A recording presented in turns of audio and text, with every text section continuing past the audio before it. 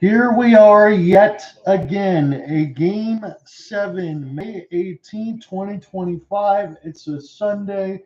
John on here with you. I'm going to get Alec Nava in here as he will get set to close today. First for Paul Maurice from the Florida Panthers, it sounds like this. Alexander Barkov, Evan Rodriguez, Sam Reinhart, Gustav Forsling, Aaron Ekblad, Sam Bennett, Carter Verhaeghe, Matthew Tkachuk, Nico Mikula, Seth Jones. And Tom Lundell, Douglas Lusterine, Brad Marchand, Thomas Nosek, AJ Garrett, Jordan Gadjevich, in the mix with Nate Schmidt, Dmitry Kulikov, Big Bob, Sergei Bobrovsky will be the goaltender record per usual. And for the Maple Leafs, it's going to be Auston Matthews, Matthew Knies, Mitch Marner, Morgan Rielly, and Brandon Carlo with Craig Berube on the bench. John Tavares, Pontus Holmberg, Willie Nylander, Jake McCabe, and Chris Tanev. Max Domi, Bobby McMann, Max Pacioretty, Scott Watt, and Steven Lorentz, Kelly Armcrook, with Simon Benoit and Oliver Ekman-Larsson. One more time, Joseph Woll in behind the bench. Again, I am seeing Biz do all of his typical antics here on the TNT side, but Alec, I don't know whether to laugh or to cry for Maple Leafs fans, but as it is, we want a game that's much better than Game 5. We want something closer to 6. Hopefully we get it today. That's what Toronto needs, something closer to what Game 6 provided. Florida had 81 shot attempts in Game 6. But you know what won the Leafs that game? Shot blocking. They had 31 blocked shots in Game 6 to Florida's 10 in all of that game. And shot blocking is going to be the catalyst here for the Maple Leafs if they were to win Game 7. 5 other defensemen are in the top 15 in this year's postseason in shot blocks. That includes Chris Tanev, who is first. That comes to no surprise. Simon Benoit third on that list. They have Morgan Rielly, Jake McCabe, and Brandon Carlo all on that list among the top 15 shot blockers in the postseason. Florida's going to go heavy with the forecheck because that's a game plan that's worked. But they need to send bodies to the net. That was noticeably missing in Game 6. That or Toronto was just boxing them out all throughout Game 6 and leaving them no space to get net from the punches in Game 7. Of course, for Toronto, there's the familiar boogeyman. His name is Brad Marchand. And he knows how to win in Game 7. But all 4 of those times previous, he was a Boston Bruin. Now he's a Florida Panther, and he's in enemy territory. So this could be a tough challenge, not only for the Leafs, but also for the Panthers. Yes, you could see it either way if the Leafs can find a way to press as they did in Game 6 and deny those opportunities in front of the net, as you mentioned. You talk about all the shot blocks and everything that Toronto's done well. You could also say that Toronto's backline is also first in the one spot of taking the most hits. When I saw it on Brandon Tanev's taking 110 hits throughout the playoffs so far, again, it kind of matches everything else in the grit and the sandpaper and all that Florida is able to throw at you. Again, we talk about Toronto being physical as well. But whoever gets through this series to play against Carolina, I would have to imagine, Alec, they're going to feel all sorts of beat up. Either one of these two, they're going to feel beat up after playing a Game 7. And Carolina, I would imagine that Rod Brindamore, in the meantime, is studying film, preparing for the possibility of facing either one of these two teams. So either way, it's going to be a tough challenge for Carolina getting past either Toronto or Florida. If you're going up against Florida, you're going up against the reigning champs in their heavy forecheck. If you're going up against Toronto, you're going up against a shot block heavy team and a team that thrives on resiliency. Plus, you're starting at their home ice if you're the Hurricanes facing Toronto. Yeah, you are. Again, Toronto is the only team, if they advance to the Stanley Cup Finals, going to have home ice advantage throughout, though it's even better than the Stars. So we will have an off day tomorrow. That's what's in front of you for the NHL schedule. But the East Series is going to start first. And it looks like the majority of the games that start at the beginning are going to be about an 8-10, 8-15 puck drop. TNT is going to carry that coverage. So the East Final between whoever wins this in Carolina is going to start about 8-10 on Tuesday. And the West, the ESPN side is carrying that. ESPN does have first say on which conference finals they're going to cover. It is not a rotating year for both them and TNT between East and West, even though the first 4 years kind of seemed like it, because 20 odd numbered years ESPN covered the West side, even numbered years TNT covered the West side. But this is not a rotating year for ESPN or TNT because ESPN always has first say. What I find peculiar is that Originally, there was supposed to be a Katy Perry concert at American Airlines Center, but the Dallas Stars said, no, we're going to take center stage here. Well, I mean, if you're going to do that, I mean, they come out to Pantera, so you might as well just try to get that. I don't think Katy Perry is really going to mix. But I guess Katy Perry is going to have to schedule a concert elsewhere in Dallas that day. So, as it said, again, from the schedule side that Alec laid out to you, I'm sure Alec will probably be available on Tuesday. I probably won't. It's either going to be Tuesday or Wednesday for me. I'm going to lock in on Wednesday at least for game one of the West, and we'll continue to flip back around in between Dallas and Edmonton and Carolina and whoever wins this series. I was looking forward to game 7 on the hardwood side, but Oklahoma City said about that. They just absolutely demolished the Nuggets. At least five players recorded at least 2 steals for the Thunder in that game. Plus, OKC totaled 16 steals in total and 39 points off turnovers. This is how you play defense. Plus, the masterclass that Shai Gilgeous-Alexander put up to the tune of 35 points. Jokic couldn't do anything all game long. He had 20 points, 9 of them were on free throws. The Nuggets were locked down and clamped down. What a masterclass by the Thunder. Yeah, it was, and Alec pretty much laid that all on the line yesterday when we talked about that during the intermission. So I'm going to have Alec get set to close today as we reverse roles once again. I'll lead you off from the first and the top of the third, and then Alec will carry the rest from an extra set of 20 if we need another OT. That game was phenomenal yesterday. Again, the last couple of games you and I have covered, Alec, in between Carolina and their close and then the Dallas close was excellent. Hopefully we get something similar. Run your way at Scotiabank Arena, as this is rammed in around the end boards, and here we go. Jake McCabe, and toward the right side boards. This is a rolling puck, and off the backhand, this goes just wide of the right post. Joseph Wall did not track that backhand by Barkov, as this is now recollected here for the Maple Leafs. Again, as the top seed, they have the opportunity to get a home game here in Game 7. We know about the Ghosts and everything else. I mentioned it a little bit yesterday. The Winnipeg Jets not able to win a road game. They went 0-6. Again, records are made to be broken at some point. We'll see if the Leafs can do it. If they can play like Game 6, they have a really good chance of doing so. John Tavares, and off the rush, and he could not get the backhand. Forsling was there to be able to stop it. And now Florida will push the other way. Quickly, Aaron Ekblad. Here's a rolling puck, goes off the stick of Joseph Wall. It's a very fast start as there was a chance in the front of the net. Got knocked out by McCabe. Right up and pass for Ekblad. Sitting near the net looking for Tkachuk. I know Tkachuk is playing banged up a little bit per usual, but he's still out there, and he's a point-a-game player even with the injuries for the most part in the postseason. Sent back around the inboards, and Rielly. Now Carlo will get a piece of it. Pontus Holmberg takes a little shove for Ekblad, kept in the zone by Tkachuk. This is wristed at the line. Ekblad fires it high, almost hit the referee toward the left side red line, as Florida continues to work on the forecheck. Stolen by the Panthers, Brad Marchand.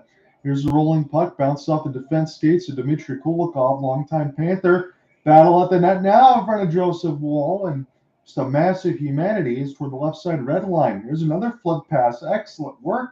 Kept on the outside, though, are the Cats, and this finally goes up and on a play, but they had that puck in there for an eternity. Yeah, it felt like they had at least 1 minute of zone time. The Leafs could not get out their own end. The Panthers have all these shot chances right up for them. This feels like a repeat of Game 6 where Florida had all of the shot chance advantages. But Toronto is getting away with crucial shot blocks. There's a reason why they are the top shot blocking team in the NHL.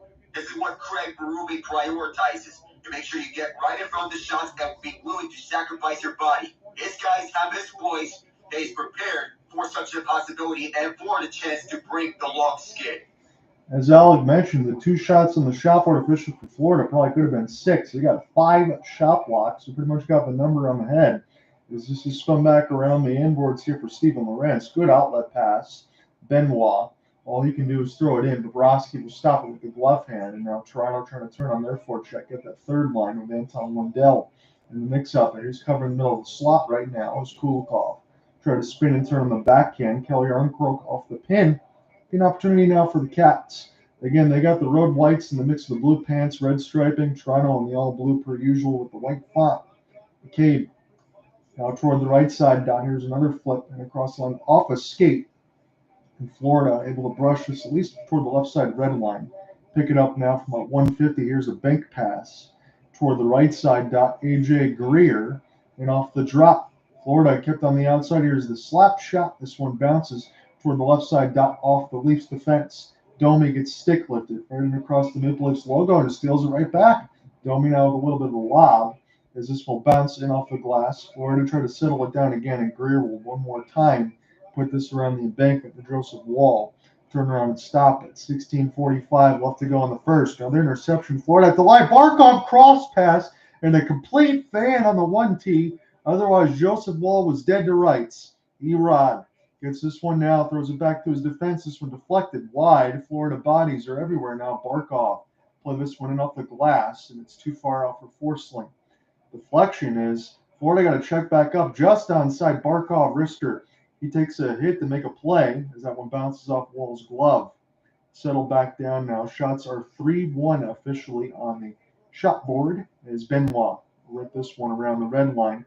This bounces. Good work there for Bennett. And one of the Panthers was absolutely taken down before they could even receive the pass. Oliver Ekman-Larsson off the drop as this is pinballed off the glass. Kachuk will lurk. And off the backhand now, Bennett picks it up and gains the red, throws it in. Been a lot of that right now. A lot of finishes and hits here. Seth Jones, good move on his backhand.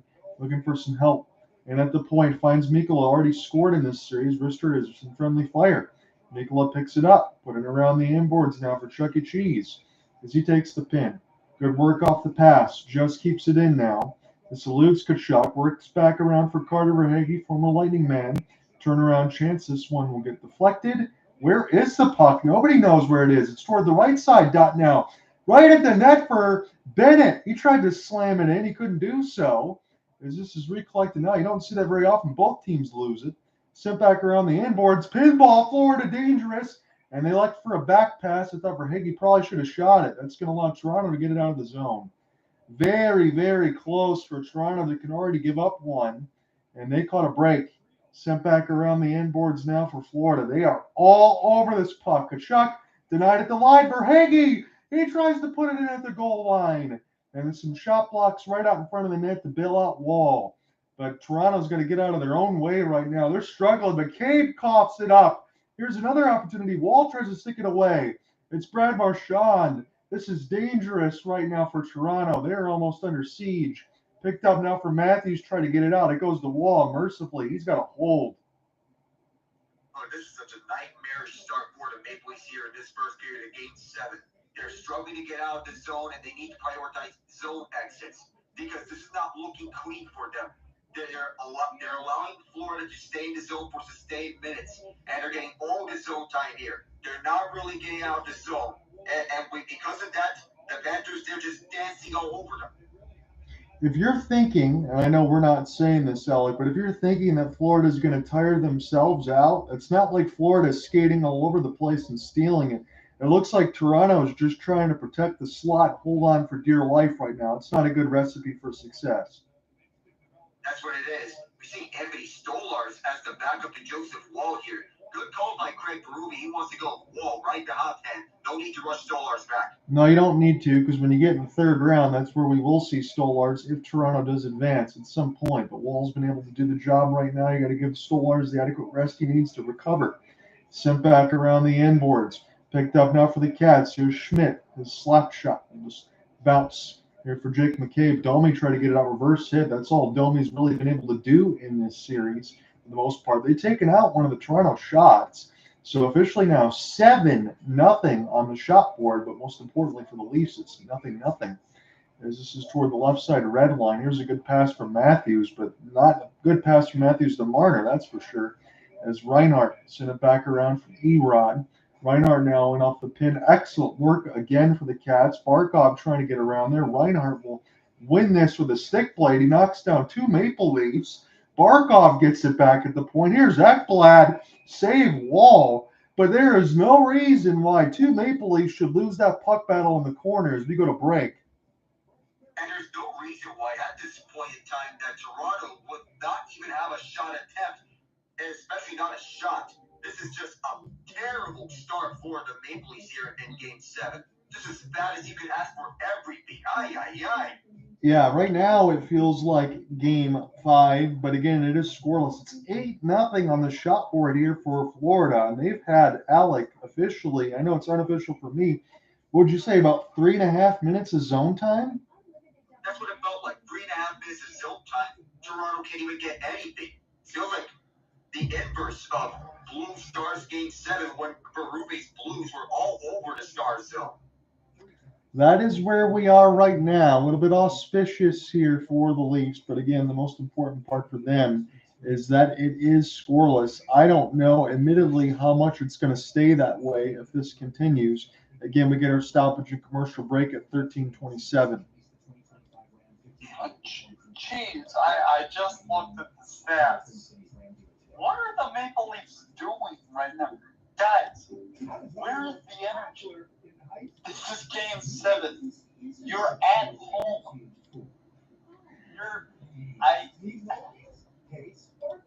I said it with Alec, Ian, and I know you're just joining us in here. You didn't miss much because you're looking at the stats and it says it all, but it looks like they're just trying to protect the middle of the slot and survive. I guess if they figure they can survive through the first period and keep it a 1-goal game at worst, that things could turn around. And it could, but I really don't see the Panthers exuding a lot of extra energy to keep it in the zone either. They're just kind of playing a scrimmage right now. Yeah. Toronto, look, Berube's a good coach, but sometimes he was too clever for his own good. He needs to not forget playing defense. He needs to tell his guys to be on the attack. They got to crack the whip here. I agree with you, Ian, at some point. 13:27, face-off won by the Cats, but we'll have to do it again, so that's a break for the Leafs. The Leafs do have the best face-off percentage in the dot in all of their many playoff teams. They're one of the very best. I think they were the top, actually, in the NHL. There's going to be an opportunity now for Reinhart to go ahead and get this one the other way, if the Cats can do it again. Again, they took out one of the Cats' shots. They put it back to 7. They moved that board around a little bit, but as it is, Toronto doesn't have one. But the score is the same. It's 0-0. 13:15 left to go in the first. Johnny with you alongside Alec Nava. Ian Genge has joined us. And we're going to get settled in for this Game 7. We're going to figure out what's going to happen. Barkov on his backhand. He does a loop in behind the net. Send this one back in the high slot. Barkov will slap it around the corner as Nikola is stuck on a pinch. Seth Jones try to get this puck loose now with a couple of stick plates. And now Toronto finally gets a chance to play at the vulcanized rubbers. McCabe will send this one back in behind the end boards. Forwards will take a change for Craig Berube's squad as this is toward the left side red line. Cats are all over that to steal. That's an easy one for Tkachuk, and off the hand grenade, lifts it out. Now winning toward the right side boards, Evan Rodriguez and Bennett cleans up his man, and Simon Benoit. His little start and stop there for John Tavares to be able to avoid a hit in his own end. Gets it back. Beautiful pass off the drop. Tavares just lost it. He was looking for Nylander, but he never covered his spot toward the right dot. There's a seam pass from 150 for Heggie by himself, and this one sticked up and out of play. What are the Leafs doing here? Seems like they're just not getting out of their own zone here most of this time, and when the time that they're looking for a clean zone exits, John Tavares gets tangled up on his pass, and it just ends up back in the neutral zone with him coming into the zone. I don't know what they're doing. Gentlemen, go ahead. I'll tell you this. The Leafs I am drawing way too many parallels between the Leafs and how the Blues played against Winnipeg in Winnipeg. Except for the last game, the Blues were sloppy. They were slow, and they didn't have any grit. They're going to have to find it quickly here. Morgan Rielly did throw a good hit on Luostarinen toward the right side corner about 15 seconds ago. Marchand now in from the point. Kulikov. This is deflected. See if Florida can find it with some skate blades. Steven Lorentz got to go now. A couple players ran into themselves now. Lorentz and Yarncroc. Kulikov there to get the reverse body. Sent back in behind Kulikov's deflection. We'll go back to him now. Cross ice pass. Dangerous. Good pickup for Jake McCabe. But then he ran out of room as Kulikov threw the shoulder again. Toronto in the middle of a change. Honestly, with Toronto not having any shots, as soon as Jake McCabe stole that middle slot, probably should have shot it. Sent back in behind the inboards now. Here's Florida off the 1-on-2. Gadjevich off the off wing. This gets fought off by Wall. Somehow put out a play. We'll get another stoppage at 11:05. I'm not sure how that wasn't a penalty when one of the Florida players had one of the Toronto players. If Leaf fans are still upset as Tomas Noseki shot that one last, I'm not sure how we had ourselves a missed call as McCabe ran right into Kulikov when he ran out of room to shoot it. If anything, Alec, I guess we can learn from our game yesterday in between the Stars that there wasn't going to be any calls. Maybe that's what we're going to get, especially in a Game 7. As you get later into the playoffs, less and less, you're going to have to be able to make stuff happen on your own. You're not going to get belted by the referees unless it's super egregious. As it's Evan Rodriguez now, Nico Mikkola. This will drop right to Erod. Right at the high point, slap shot. This one goes high and above the crossbar toward the right side red line. Auston Matthews in a spin in his own end. That Florida forecheck is not allowing much, but they do break. Matthews on a one-on-one good stick drag. He tried to make an Ovechkin happen as he was doing it around the world, but he got knocked down off the backhand. This is kept in by the Leafs. It's onside. Matthew Knies. Good move on the backhand, and Bobrovsky had to come up large as Matthew Knies showed a pulse and an excellent move beforehand, move off backhand. Is picked up now for a long slap shot from 150. This will be slowed down by Big Bob. Toronto now. We'll have to loft this one quickly. They'll do so because it's a good opportunity there to get a shot off. McCabe here for Rielly. Rielly will pass in from 100 feet. Now the towels are starting to wave after Knies' heroics. Sent back in toward the left side for McMann as this gets canceled off. Domi back to Bobby. 25-1 on the shot attempts. Right at the point out in front and not finished off and above the stick toward the right side post. It could have been an opportunity for McMann to score the first goal of the game on their second shot attempt. Here's Tkachuk. Sent back toward the left side red line. Bennett gets some inside-out positioning. It's still loose. Florida hunting this puck, but Morgan Rielly slowly off the glass to Carlo. This bounces off some cat's bodies. Tkachuk will cut it off toward the left side red line. 7:25 left to go in the first.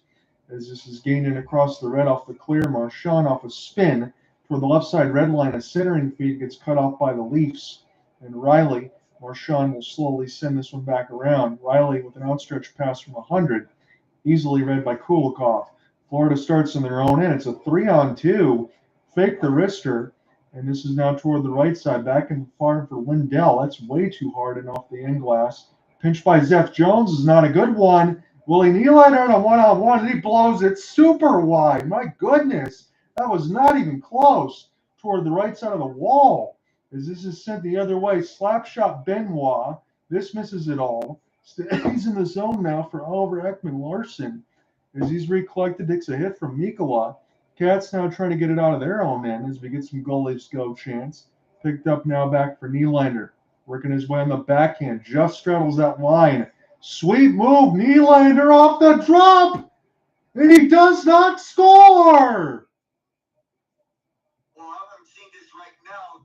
How in the world did Bobrovsky get that one out of mid-air? He got robbed just by this smidge. A great move, but an even better save. Are you kidding me?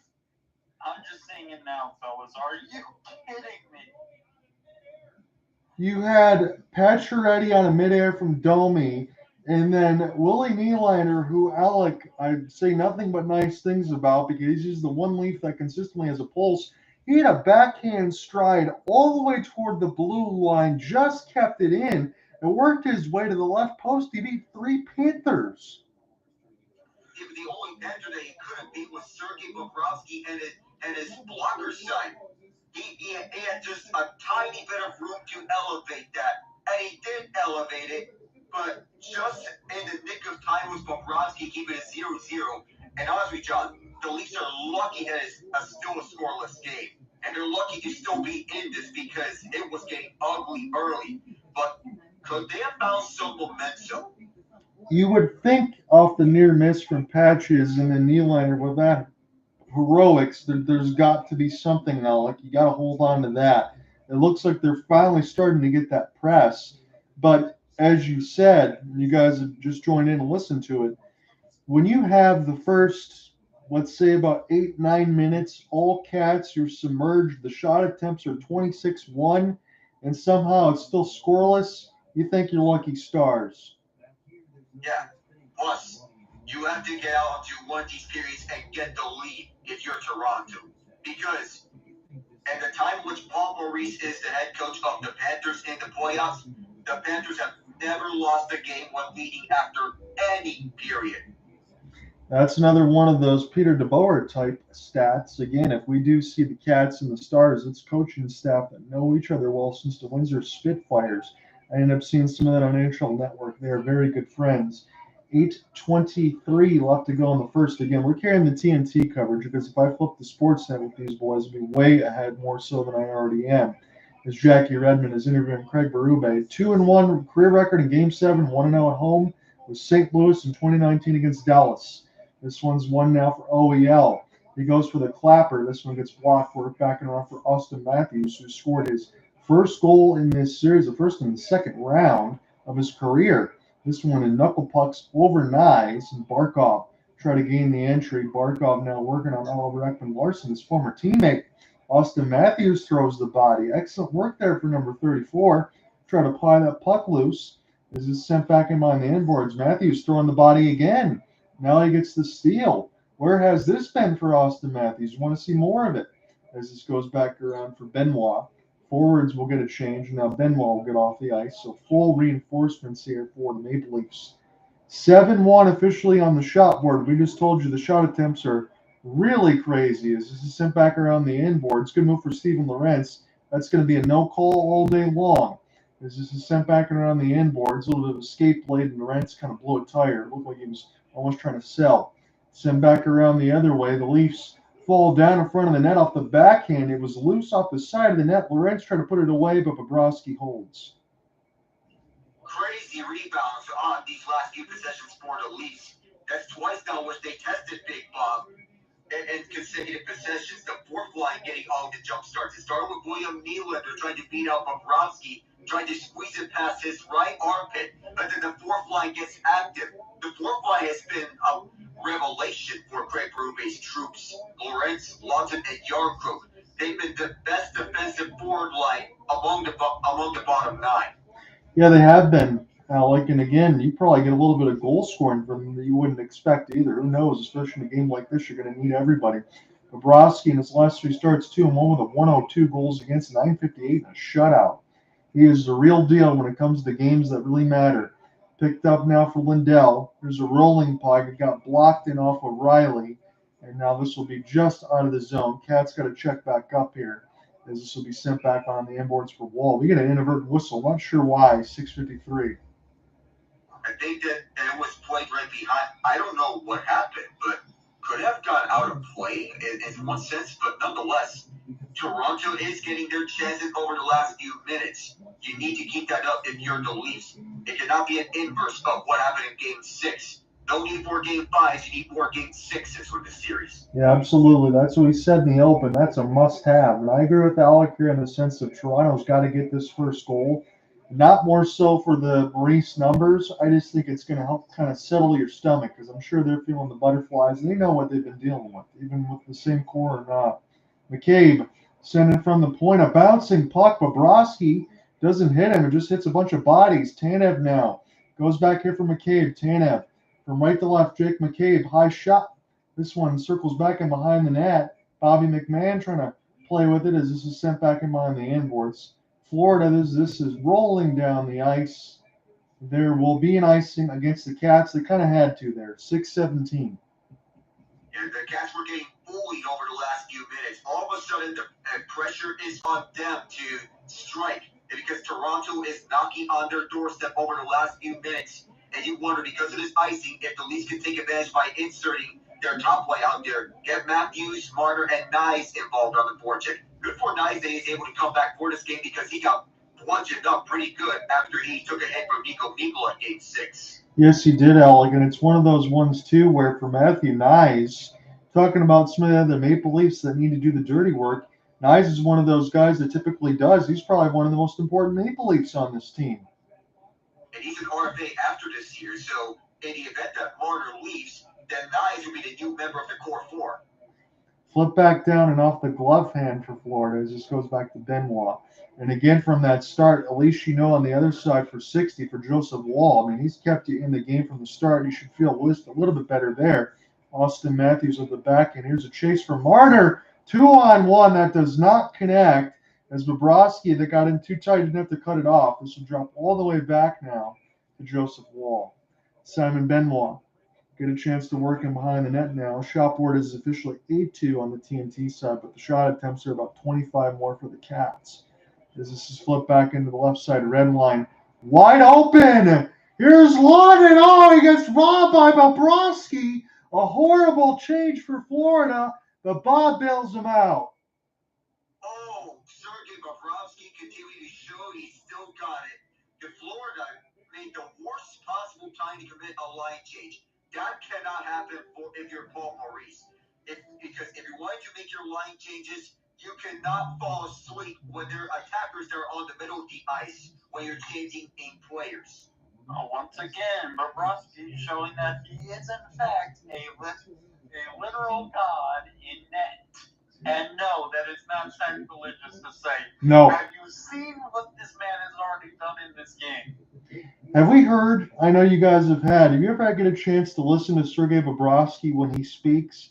He's got to be the most calming influence of a goaltender in the NHL, period. Yes. And even though he hasn't played a lot of Game 7s, he's won the two previous. Game 7 against Boston, Game 7 against Edmonton. He's been sharp in the last Game 7 he played. So far, it's looking similar to last year's Game 7 in the final. So we'll go ahead.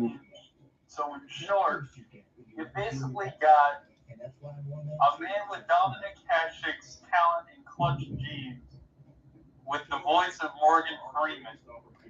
Great. I think that's a really good comparison by you because it is a calming influence. It's a voice that you love to have. It gives you confidence in behind there. You get the supreme forechecking from the Panthers.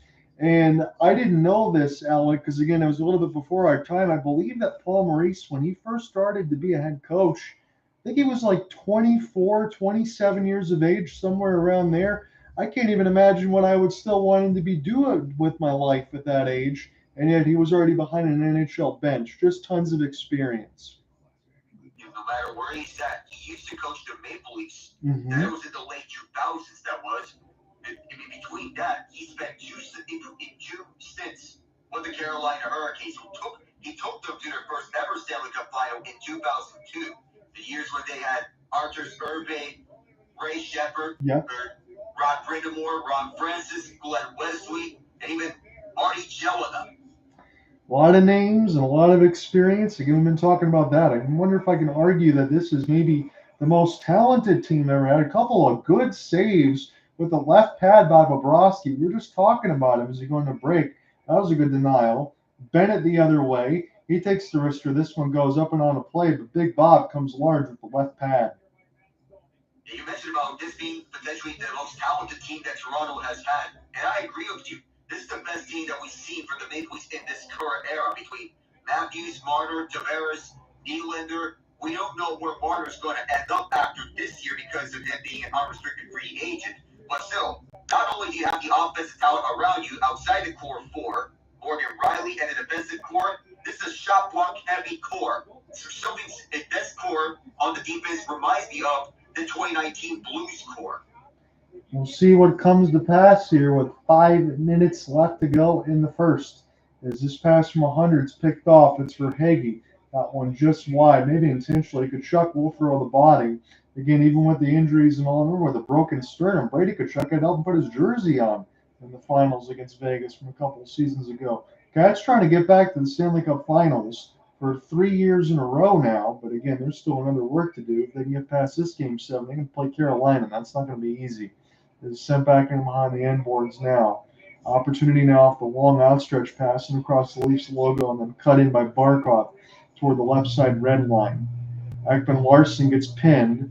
Barkov trying to do a half spin, trying to get around Auston Matthews. To watch those two centers go to work as a treat. Sent back around. Beautiful pass. Rodriguez! Oh, he gets denied with the right pad for Joseph Wall, trying to get the first of the game for either squad. Turnaround chance, and this will go into the glove of Wall. Joseph Wall is locked in. After all those shot blocks that Toronto is taking, Florida is doing their due diligence in trying to get on the board first, but Joseph Wall remains firm. In elimination games, he has this uncanny ability that he all of a sudden turns into prime Dominic Hasek. His GAA and save percentage numbers in elimination games are just unreal. Yeah, Toronto is honestly very lucky in that regard because I'm not sure, Alec, what the call was for Joseph Wall when he first came into the league. And I mean that, like, where was his prospect status? What did they think of him? But Joseph Wall has really turned into a good puck stopper on the back end. And the Leafs, they could do so much worse. Here's an outstretch, an opportunity, another save, and off the break. Florida gets bit again, and Bobrovsky robs Lorentz. And there's another one. That's twice they allow breakaways from the fourth line. You can even blame a bad line change this time around. Lorentz got behind the fence, and the defense got caught napping. Usually, a defensive pairing between Gustav Forsling and Aaron Ekblad would not be caught napping because this is one of the very best in the league. How that happens, I'm not sure. Well, it's quite obvious to us now that this game will be won by the Leafs' fourth line. Why? Because they have been the ones to get the most penetration, and they will likely be the ones to do the most damage. Ian mentioned it. Alec just mentioned across his fourth line. I said there could be some goal scoring there. I guess Florida could be fortunate that it is the fourth line getting some of these chances, but you know Paul Maurice is going to want to get that cleaned up because you don't need these goaltenders standing on their head all night. They've been showing you they can do it. Here's another wrister glove save for Bobrovsky. That one much easier. Yeah, that time he had it a lot easier with the wrister from the deep right point. Didn't need to do too much because there was no rebound, with Max Domi out of position to get a deflection from Brandon Carlo.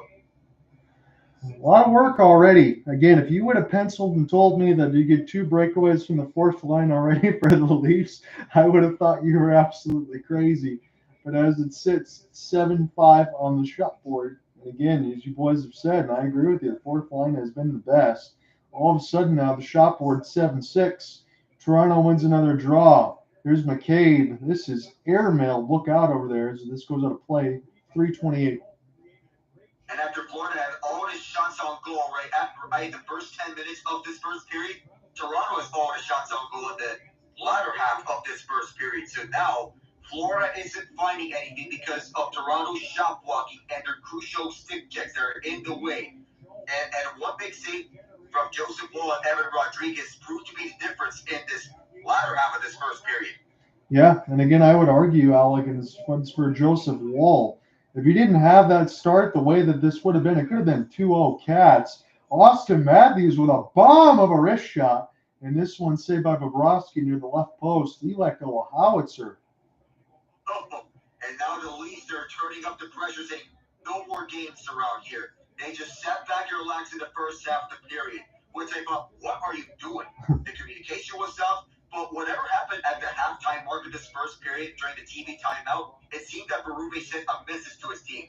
Don't go for the fancy plays. Go for the things that are simpler. Matthews settled for the simple shots, and it's working so far for the Leafs. Yeah, that's what you got to do in a Game 7, bar none, regardless of it. You got to make the plays that are there. You try to do anything else, that's how it ends up in the back of your net.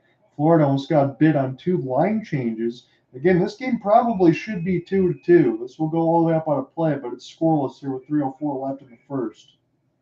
And you remember that Toronto had just one shot attempt around the first 8 or so minutes of play here in the first period.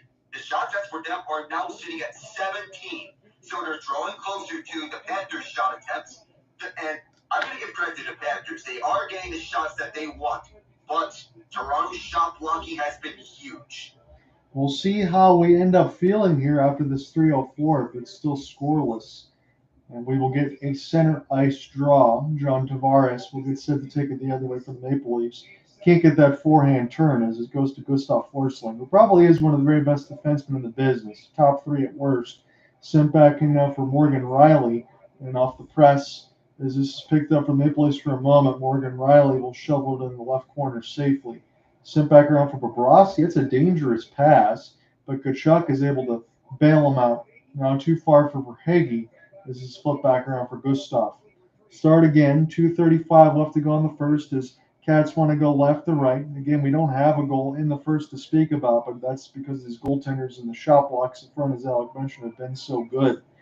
Tkachuk and off the pin as the referee doesn't do a good job getting out of the way. I guess that was hometown for the Leafs. Sent back around the other way. Tanev takes a bump. He's still working with it. He gets knocked down hard just to try to get that puck in the zone, try to fight for space. Reinhart now went off the lift. Good stick chop here for the Cats. Back skate there for the Leafs. We will get a whistle at 2:06. Question is whether or not we're going to get the first penalty. They're going to camera shot to Craig Berube. That might be what we get. We don't know. The crowd is really thinking about what is the penalty here, if there is one. 2:06 left in this first period. I think Chris Rudy has spotted one. Too many men on the ice against the Leafs. Yeah, on the line change, we're looking at how many players are out there. I think we spotted 6. As the man that was exiting onto the bench was at the end of his shift. And Florida's power play's been better on the road, and their penalty kill on the road has been much better too. So special teams, you would think that it would be the advantage of Florida, but anything can happen in a Game 7. Toronto did a good job nullifying Florida's power play in Game 6, but this is a different story here in Game 7. 4 for 16 in the first round, 4 for 22, as Alec mentioned. Pretty good there on the other side for the kills, in between both, especially for the Leafs, but this is a giant opportunity for the Cats. Probably should be ahead, but they gave up a couple breakaways too. This is critical. Leafs have to kill this. This does not get out. Barkov will send it back toward the right side dot and across the wall. He's double teamed. He's still with it now. He got around McCabe and Auston Matthews off the third effort. Finally get this one down on the ice. Game clock is about 6-second difference, so this will completely expire even if they don't score. Sent back now in a 7-7 shot board, 0-0 game. Ekblad now for Reinhart. That's too far for him and across the right wall. There is a stick that is in toward that red line as this goes back in now for Florida.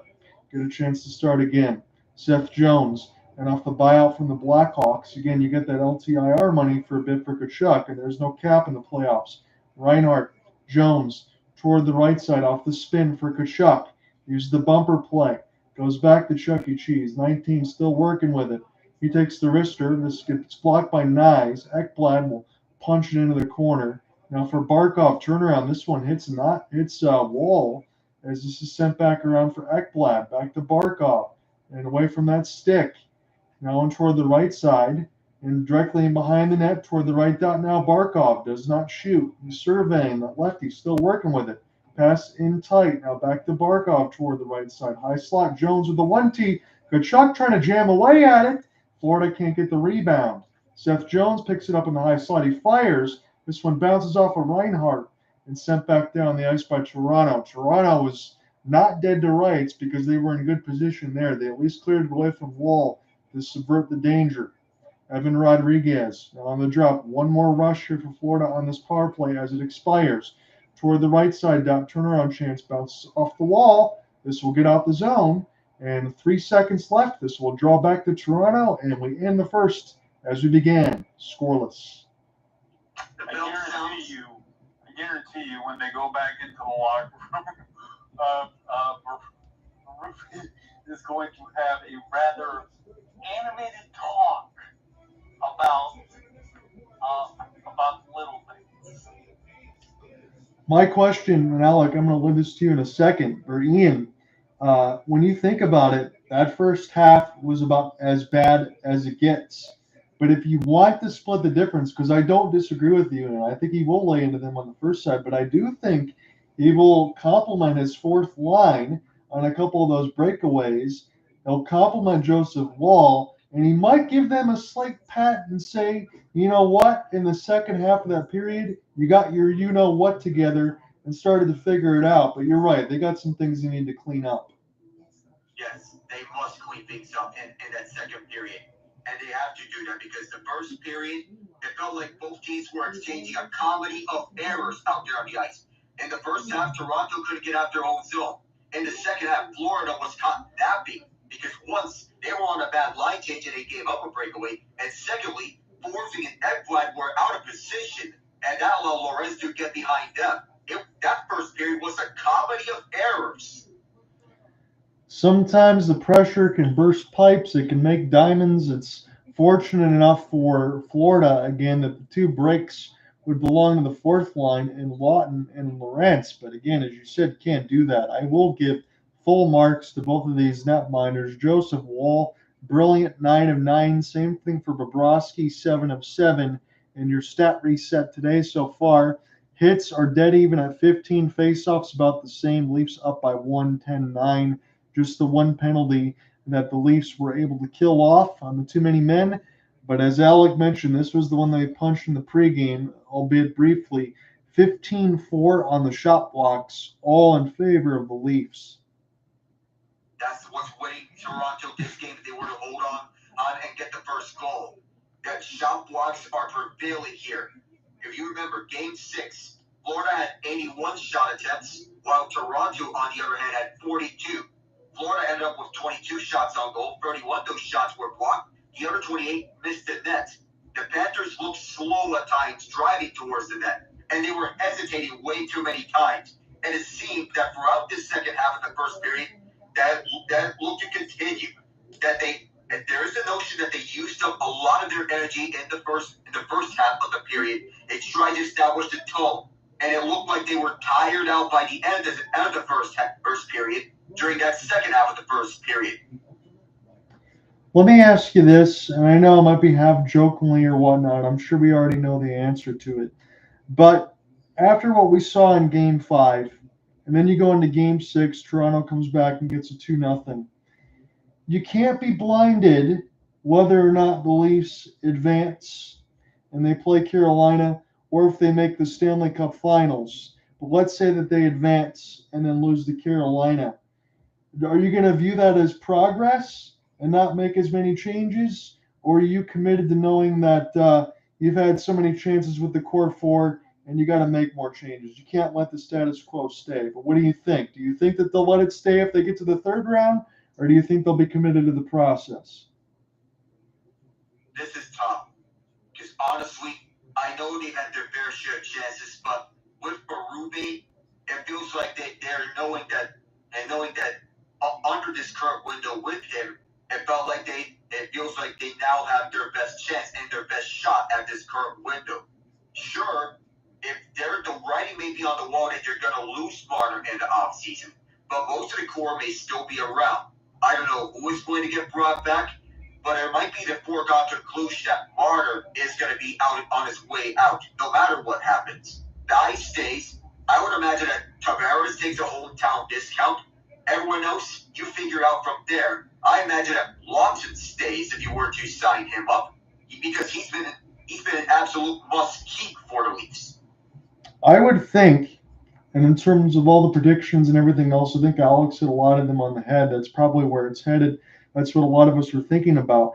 That even if you lose somebody like Mitch Marner, and let's say you figure out what else happens in between the core four, you mentioned Tavares and all that as well, there's still enough offense on this team to be able to get the job done.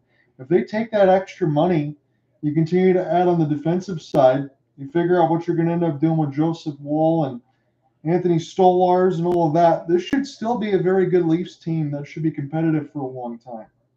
Yes, I would imagine the same thing too. They're going to still be there for a long time. Tampa may be on the downturn, so this may be Toronto's chance to capitalize on it if they were to go on the upturn on this current era under Berube. I'm not sure what to say about the Panthers because I know about all their core for Barkov, Rodriguez, and Tkachuk and all that. You got some excellent players. But at some point, if the Panthers go on another long run and they go to 3 straight Stanley Cup Finals, just like the Bolts did, that's going to be a lot of extra mileage on the back end for this team. I'm not saying the Panthers are going to be on a long downturn or anything, but Bobrovsky's not getting any younger either. And I might have some questions here, probably sooner rather than later on the Cats. That's also the case because next year will be Bobrovsky's final year of his current contract at 7 years, $70 million total when he came to Miami Fort Lauderdale ahead of the 2020 season. He was their big free agent acquisition when they got him.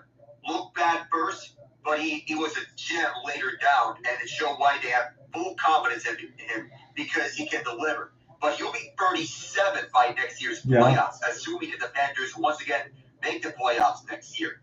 And he's not getting any younger. So, big question here is if they can find a goaltender that can help them over the long haul. Because we don't imagine that Vitek Vanacek is going to be their guy in that next year.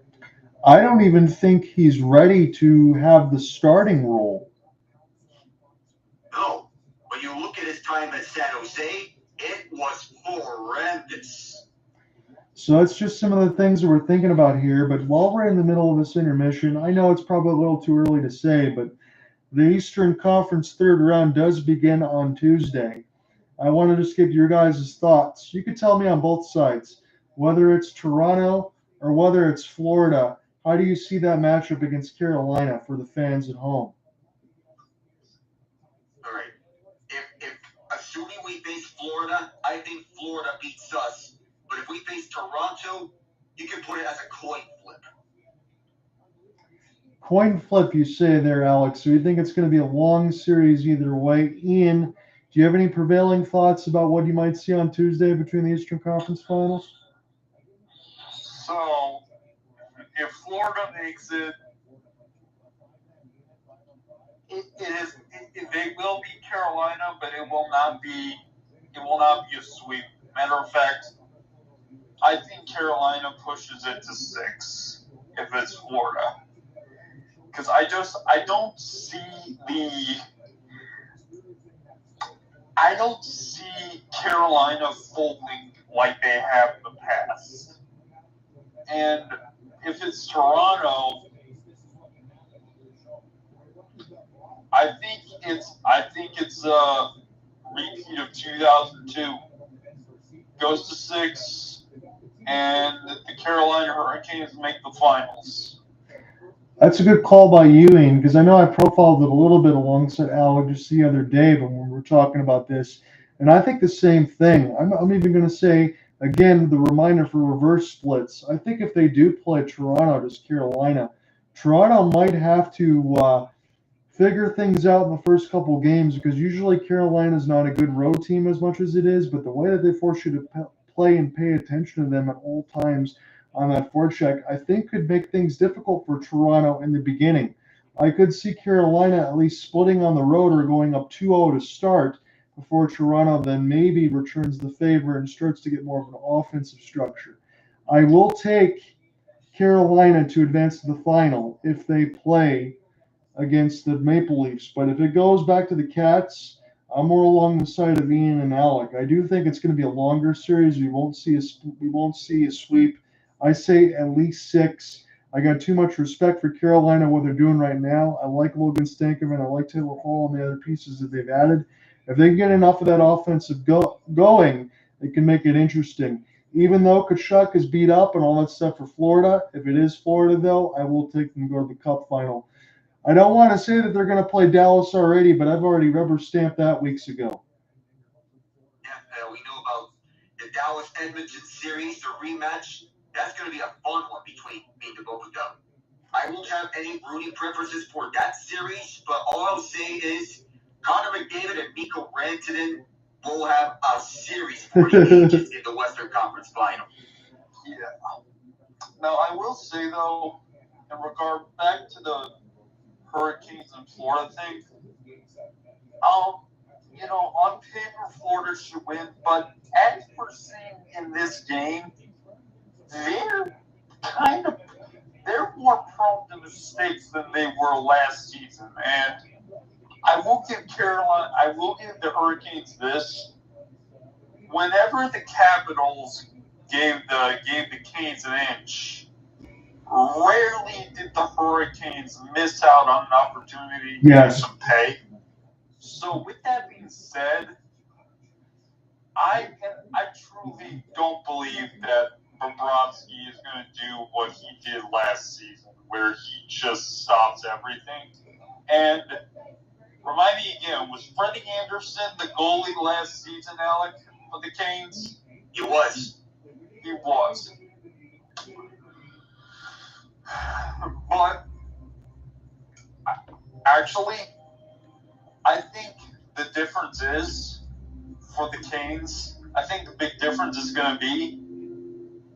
I think it's going to be Logan Stankoven, because I feel like last season, yes, they had Martin Necas and others, but number one, Stankoven is younger, a lot younger than Necas, I think, and he's also been the youth for Carolina has produced in the same way that Snuggerud was producing for the Blues. You didn't expect it. And when it happened, it threw everything out of whack for the opponent. And in Carolina's case, they basically have an entire line of young guys. They have a mix of that. They have a good veteran core. They got strong defense. And as Alec and Ian just mentioned there, Carolina never seems to make a mistake. I just don't ever see them make a mistake where they get beat down in a couple of those. As Ian just mentioned, I know it's Lawton and Lorentz, but I mean, those are point-blank breakaways that Carolina never gives up. And you mentioned alongside Stankoven, I know he's a young player that's really getting going. But in between him and Wyatt Johnston, when they were the Dallas Stars, it didn't matter. They already have a bunch of clutch games underneath their belt, and they have a good system behind them. That's why everybody should be giving Carolina more than a good chance to maybe even go to the Stanley Cup Finals. Carolina hockey is a unique experience. It's more of an acquired taste. People may brand it as boring at first glance, but when you watch the Hurricanes on a consistent basis, you know that this team has a structure. They play out a specific style that not everyone does here. Taylor Hall and Logan Stankoven are natural fits on the Carolina system. So are the rest of the players that have been already assembled here. Mikko Rantanen didn't truly fit. So what did Carolina do? Trade him for Stankoven, who's been excellent on this system, on the second line nonetheless. If you make sure that you have guys that are willing to sacrifice every second and every ounce of ice. We're willing to sacrifice their bodies. We're willing to hustle towards pucks endlessly and with relentless motors. Make sure you have those type of players that put work ethic. That's what Eric Tolsky and Don Waddell before him were prioritizing. And that's exactly what it takes if you want to play in their system. Look, it's not made for superstars, but Carolina is able to go up and down that lineup. And again, I would consider Sebastian Aho and Seth Jarvis to be at the tip of the top. I understand they might not be considered that amongst household names, but I give them way too much respect for what I've seen that I have to do it there. And it's exactly right. Everyone's got to be able to contribute. Freddie Anderson's playing unbelievable right now, whether it's a system or not. He is in that Conn Smythe consideration, and that's a team. Whether or not, Alec, you've heard the word boring and this and that. I love what they put on the Canes account. Boring all the way to the Eastern Conference Finals, and that's exactly right. They kept the receipts. That's how you got to do it. So when we look on the other end, as far as the hardwood, we're going to get settled there for the second period in probably a matter of a couple minutes here. When we look on the side for the West, it's going to be the Timberwolves and Thunder here on Tuesday. And then the Wednesday side will get set for Pacers Knicks. So everybody's going to be able to enjoy their Monday. But let me go on the East side for a moment. I know the Knicks, they played against the Pistons. You had the mix in there with some of the other injuries and alongside with the Cavs, but I got to give them credit because I didn't think they were going to make it this far. But the Pacers, 50-32, Knicks, 51-31. If I give the Pacers the edge to go to the NBA Finals, am I crazy? Do we believe in the Pacers, or is it just me? No, I completely believe in the Pacers because they play first of all, actually, here's what it hangs on. If Tyrese Halliburton becomes a god again for that series, the Knicks are, I don't care if Jalen Brunson or Cat have a good day. Tyrese Halliburton couldn't miss a shot, it seemed like. And not to mention, Miles Turner is still one of the better defensive centers in the playoffs. Mm-hmm. Still, not to mention you got Pascal Siakam. No, I won't say his nickname, but he'll put up 20 points a game, and they just have depth. So no, it's not crazy at all to say that. I will say it will be a prolonged series, at least 6. If the Pacers come to play, it will be 6. I got Pacers Thunder. Oh, for me, I do have the Pacers winning that series. In fact, when we go out to say the Knicks, of course, they're like their main 5 of Brunson, Hart, Anunoby, Bridges, and Towns a lot. Tom Thibodeau trusts them the most to deliver the offensive buckets. And not to mention that you got some solid bench pieces in Deuce McBride, Cameron Payne. Mitchell Robinson's an underrated center to use off the bench, though his main weakness is free throw shooting. Though it does tend to happen with athletic bigs who can defend the paint a lot. But the main 5, of course, is going to get the lows for the Knicks to go up. Well, the one thing that the Pacers have the edge on is depth. We know about Tyrese Halliburton. Miles Turner is still one of the best defensive players in the NBA. And Pascal Siakam, we know him from his time with the Toronto Raptors. He can go off in bunches from time to time. The Pacers also run a dual point guard starting 5 between Halliburton and Andrew Nembhard, which works because of the synergy between the two of them. Off the bench, you can rely on guys like Ben McMann and TJ McConnell to perform at the big stages. So, and you got more off the bench from Indy than what we see from the Knicks, because the Knicks, they tend to go 8 deep. The Pacers, they can extend their bench to 9, maybe 10 deep. So I guess I too will go with the Pacers to win this series in 6 games, maybe 7. All right, so we're all on the same page. We got Pacers Thunder here in the finals. Alec, you're going to get set to take it away in the second period. We can talk more in the intermission, but whatever you guys want to throw across the board, let's have fun with it. Let's see who gets the first goal. It was all Florida in the first half of the first period. Mostly all Toronto in the second half of the first period. Both teams settling for the opening base on the second. Let's go! Scoreless after 1. Alec Nava, Ian Genge leaps in the royal blue. And the Panthers in the white, says Matthew swipes on the backhand, but immediately there is a whistle. Oh boy, we got one of the referees all caught up in the corner as everyone immediately signaled for help. It looks like this might take a bit. Oh my goodness. We're getting enough. That's Chris Rooney, number 5, as he is getting checked on by the Leafs medical staff. Chris Tanner rushes up for help. And once the Panthers saw that Rooney was down, they immediately signaled for medical help. Johnny Murray, the linesman, he also signaled for help. Yeah, Rooney got high-sticked. He was battling with Marner in that right side red line, and he got hit pretty good in the eye. Yeah, I think it was Nicholas Stick that clipped him up. And nothing, well, I guess it was purely incidental. Nicola didn't try to high-stick the referee, but that looked like an ugly scene. The stretcher's out. Yeah, there is blood all the way over that right side boards, and I'm not saying this to be funny or joking. They might need a power washer, honestly, because he got clipped really hard. So hopefully he's okay. They got the stretcher out there, and hopefully they can stop the bleeding because they got to get to that quickly. Oh my! Yeah, you can even see the blood along the Yeah, boards. it's bad. It's not look good. No, And Nicola, I feel you. I know you did not mean to do that. No, they're battling for it in the corner right now off the puck. There's obviously no intent for that.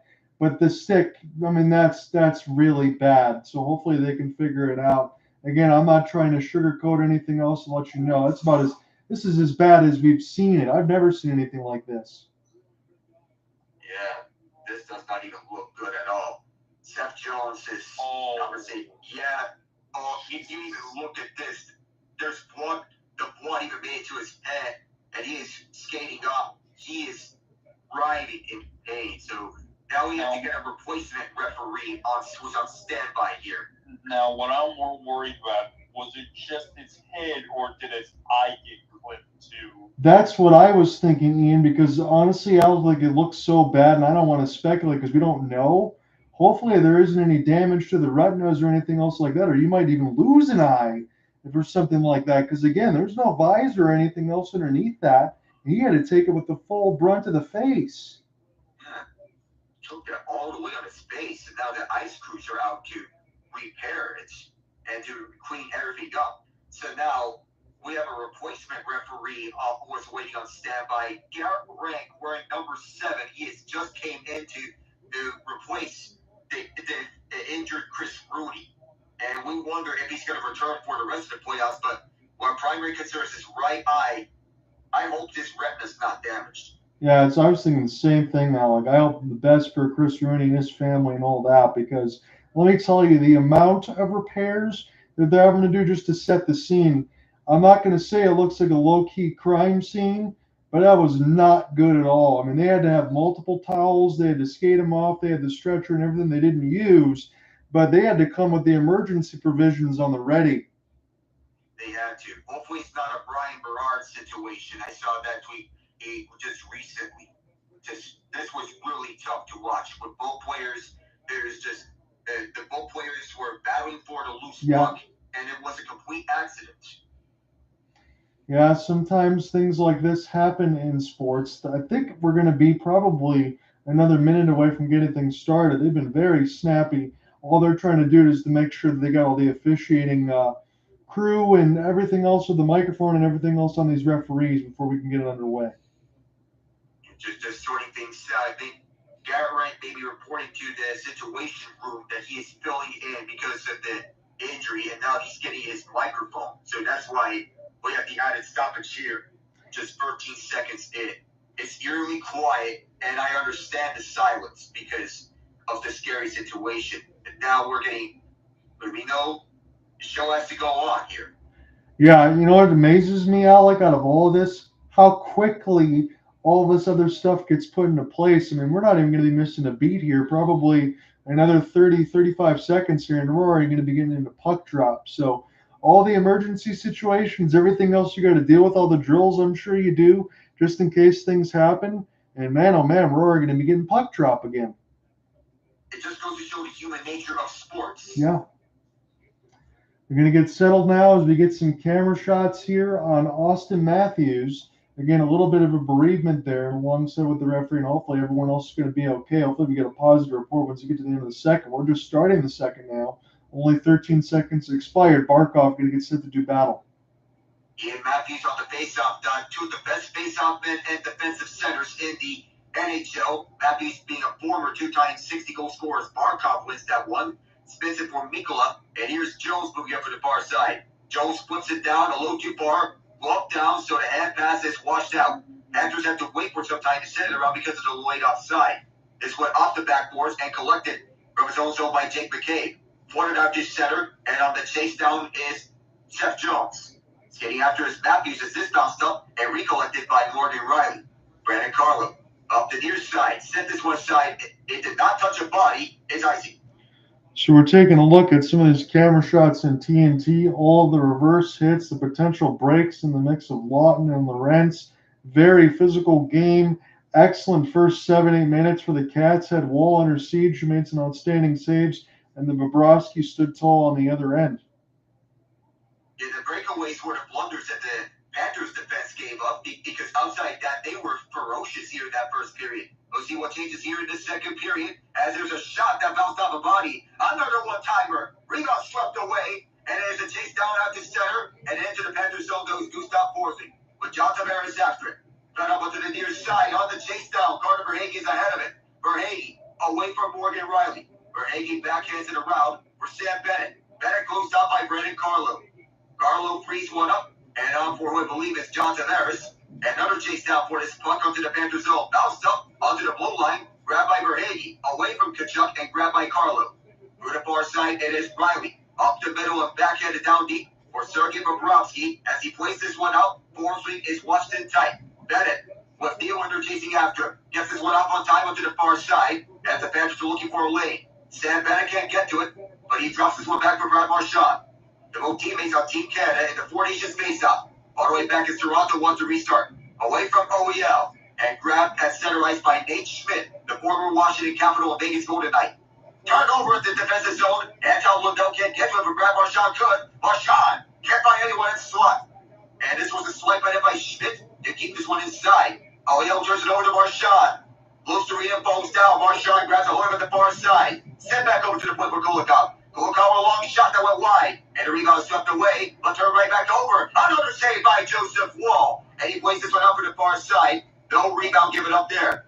Kulikov can't handle this one. Cali Yorkbrook trying to get a step. Instead, bites around the near boards. And Bobrovsky will slow this one down. And so far, the Panthers have been attacking like it's the first half of the first period as Chris Tanev intercepts a pass right across.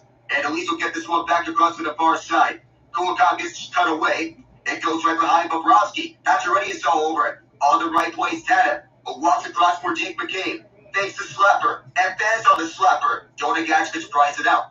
Carlo will restart on the backhand. And AJ Greer will be able to step. Greer shut down by Joseph Wall. That's a very poor back pass on the other end for Toronto there and alongside with Carlo. I know it's just AJ Greer. I know we've been talking about fourth liners and a lot of the times, but these goaltenders having to make some saves they probably shouldn't need to, as Greer got a way too good of a look there. We've been hearing a lot about fourth liners doing the spotlight here in this game, but the beam is continuing between Scott Lawson, Stephen Lawrence, and now AJ Greer.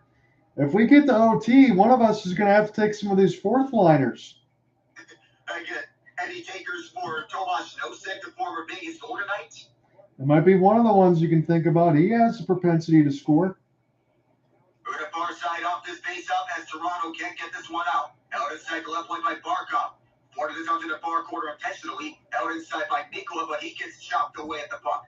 Leafs get it out onto center. 2-on-2 as they enter inside. Matthews wants to drop off to Marner. Shut down by Rodriguez. Carlo's long shot blocked in front.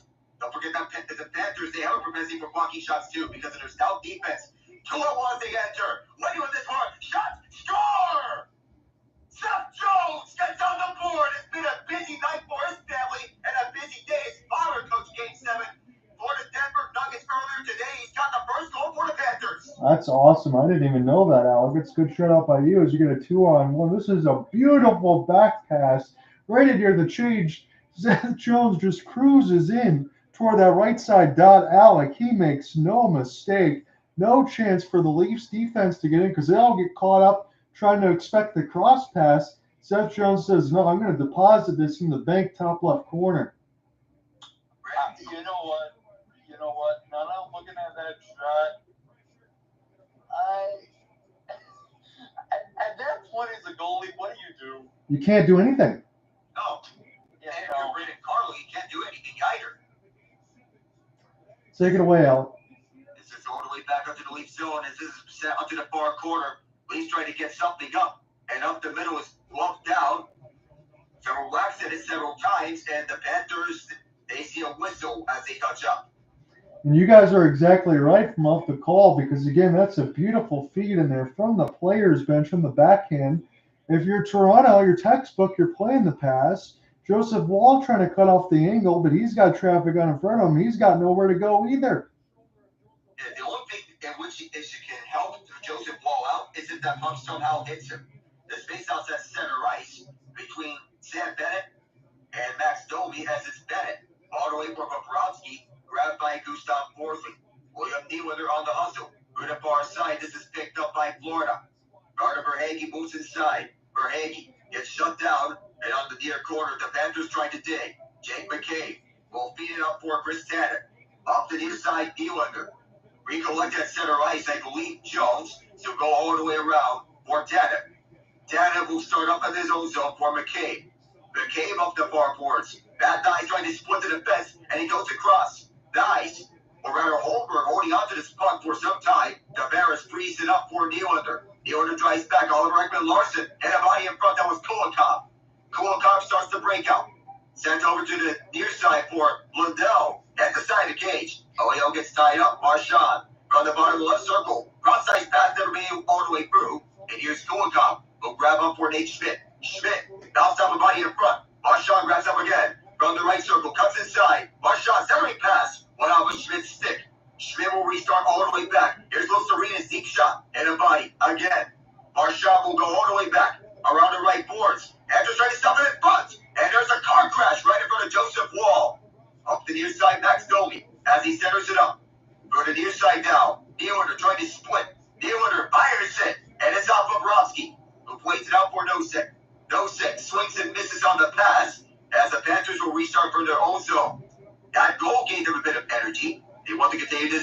check here as Nosek is inside from the far boards. Sprung this one around as Domi chips this one all the way out. Settled down, but it takes several bounces. Gadjevich slaps this one inside as Wall places to the far corner. Joseph Wall has been sharp for the most part. Morgan Rielly can't clear it. This takes a bounce off the body. The Panthers fire it around for the near side. Wall for Carlo. 5:30 got here this second period, I meant. Is Seth Jones the only goal here? Shots 11-8 Florida. They have not scored since game 5, which has been this very building. Evan Rodriguez goes up and fires around the near side. Will be collected up by Tanev away from Barkov. Tanev waits and is right behind the plate to the far corner as some Panthers went down. This one bounced up and will be slapped around by Knies inside. Played out by Bobrovsky for Ekblad, who gets tied up by Matthews. Ekblad gets it up on time and couldn't get anything more out of that. Marner, Auston to the near corner. Tries to fire this one around for the near boards. Ekblad can't get much of that. And on the way back, it's Carlo. As the Panthers change lines. Brandon Carlo holds up and moves up towards the front. Simone Benoit, beating out Matthew Tkachuk. Leads center to zone. This one a little too far as Matthews got held up. And the Panthers will start up again. Bennett bounces one off the skate. And big hit by Max Domi on a bone crusher at the blue line. The Leafs get this one side as Domi chases after the puck in the near corner. Domi wants to center it up. Gets closed up by Bennett. Bobby McMann also there. Florida gets this one out. Verhaeghe gets tied up. He'll take it up on the near half boards. Right around for Morgan Rielly at the far corner. Marchand spinning it around to keep this one inside. Tavares frees it up for Rielly. Gets it back. Tavares waits and fires this right on Bobrovsky. He'll plays out towards the near side. Lundell gets slowed in behind him. Brad Marchand takes it in. Marchand. Wow, stop one. Puck is loose. Lundell frees it up for Marchand again. Towards the right point. It is Nico Mikla, who fights around with the far boards. Clear pass. Rebound score! Anton Lundell! I got to tell you this, point blank, Alec, that was a gorgeous pass for Sergei Bobrovsky, able to close it off near the right side point. He says, you know what? I could throw this back to my defense, but I'm not going to do it. He sprung Marchand back the other way. Marchand throws it across the corner. They get a shot there from the point. Lundell able to walk right in off the rebound. Again, Wall hung out to dry.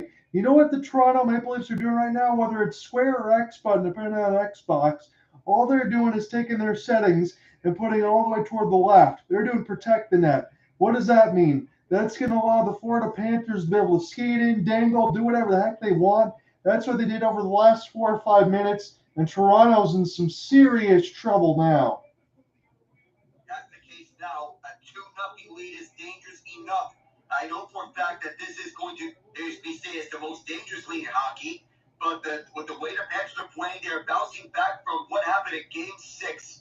You remember, Paul Maurice is undefeated in Game 7s, a perfect 5-0. For the near side, this is Evan Rodriguez. He goes across the ice for Reinhart. Back to Rodriguez. Rodriguez backhands one. That never made his way towards the net. And Rodriguez gets it back. Rodriguez collected up by McKay. Tanev starts up for the near side.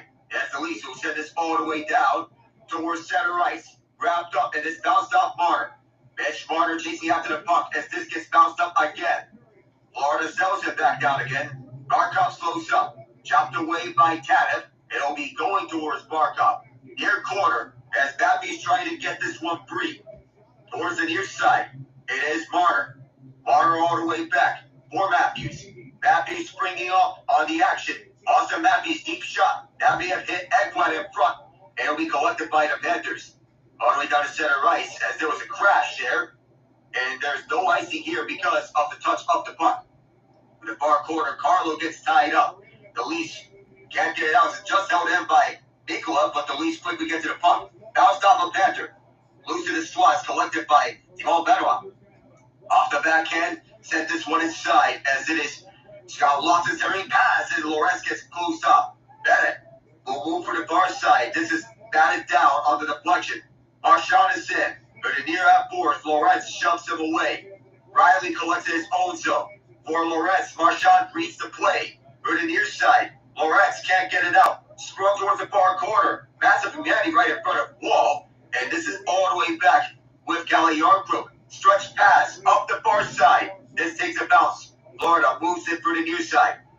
Each of loose to read it, moves across. Loose to read it. Tavares is all over it. Brandon Carlo stuffs him out. Tomas Nosek collects it through the far side. Nosek backhands it around. Sprung to the actions, looks to read it. Carlo gets this one back. It'll be Toronto getting this one up. Through the middle. This is John Tavares up the near boards. Rushing back to it is Nylander, but it's cut away by Jones. Drop pass Greener. Save wall. And the rebound loose. They score again. It is the fourth point. Gadjevich. It's 3-0. Let me say this because go ahead, Ian. You go first. Hey guys. Okay. We're not even halfway through the second period, and I feel like this game's over. Next. I want to save my thoughts, Alec, once we get to the commercial break. If you permit me, let me go there for a couple minutes during the break. I'm going to save that there. Here's another rebound off some chances. Alec, I don't want to hear any of these fans say Joseph Wall's 0 for 3. He can't stop any of those. Give him some help. Yeah. Joseph Wall needs some serious help. He's getting all out to dry in the second period. Those are just doing nothing here at their own ice. This game's playing out perhaps like a funeral, like what we saw in Game 5. And even though Popeye Jones lost on the Nuggets coaching staff as an assistant to David Adelman, Seth Jones is thriving here, so perhaps some measure of revenge. But wait a minute. Are we getting an offsides call, possibly? I think there might be an offsides against the Panthers. We're going to look at this Seth Jones. I think he might not. This might be an offside. Right now, we're underneath play, Alex, so I guess, oh my goodness. You keep going. Yeah, never mind. No challenge. Wow. There's another one coming your way. I don't want to step on you. Oh, I don't know how that challenge was not picked up by Craig Berube. And even worse, the Leafs are going to go down a man as Marner. Marner got smoked with the puck on the previous sequence, and as you said, that should have easily been looked at. Let me go here just for 1 second. So you look at the first 10 minutes of the first, and you and I and everyone else in the world that's watching this talked about it, where the Cats went ahead and they took that first 10 minutes. Craig Berube gets a chance to go in the dressing room. As Ian mentioned, probably lean into these guys a little bit. Let them know what to look out for. Make sure you go ahead in this next set of 20, turn the page, win some puck battles, give some effort. Don't go for these long seam passes that aren't seeming to hit. And what the heck do they do? Long seam passes, don't win battles, give up some rebounds, hang their goalie out to draw. It looks like I didn't learn anything from that first set of 20. My goodness. It's bad. I have no words. You know what? Steve Dangle, after Game 5, was talking about how there were certain players on the Leafs that he wanted gone. Yeah, he was going to send him to the moon. Marner being the obvious whipping boy. But you know what? Brand Tree Living, you are going to have a lot of opportunity to clear up some cap room. Because, wow. This is a different level of crap. And yes, it is crap. Because how in the heck this is Game 7 on your home ice. Again. And you are being spanked. And we see Craig Berube giving them the riot act. Yeah, So Alec, you lean. he wants to win. The rest of the team does not. Yeah, you lean into that, Alec, because we got the camera shots. That was good work by TNT there. He looks internally pissed off. And you know, that does not bode well for a Leafs team that has not gone to the conference finals in 23 years. Ugh. Where's the body language on the bench as we got some of those camera shots now? They should be upset too. But as well, Berube and his coaching staff, they're not off the hook because how do you not challenge that for an offside on the latest Florida goal? How does that happen? That's a missed assignment on all ends. And up the middle, the Leafs trying to get something. Florida's just shutting them down all over this. Sam Reinhart gets driven towards the wall, up the far side, as the Panthers are taking this one across. Through the far side, dumped around, as Markov can't get to it. Deflected up through center, and this is an entry. How many Panthers there is Lawrence? Can't bury it. There might have been bodies in front of the traffic. All the way back in Toronto, at their own zone. They're getting mauled by Cougars here. Just straight up going for their neck. That's, ouch. That's scary.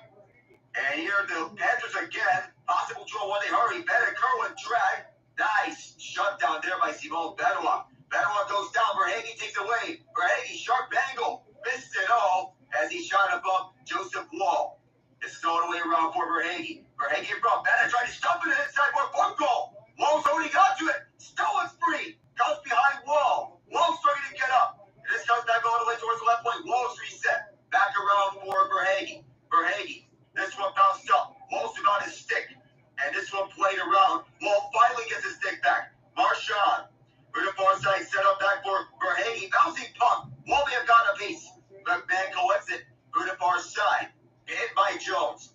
On the right point. Sends it down as Marchand collects it. The Leafs can't get this one out. He's holding on to it. Set up pass towards Bennett. Or rather Lundell. Lundell twisted twirls. Now's the Wall to rebound. He put towards the goal. Wall no Angels. And the referee loses sight of it.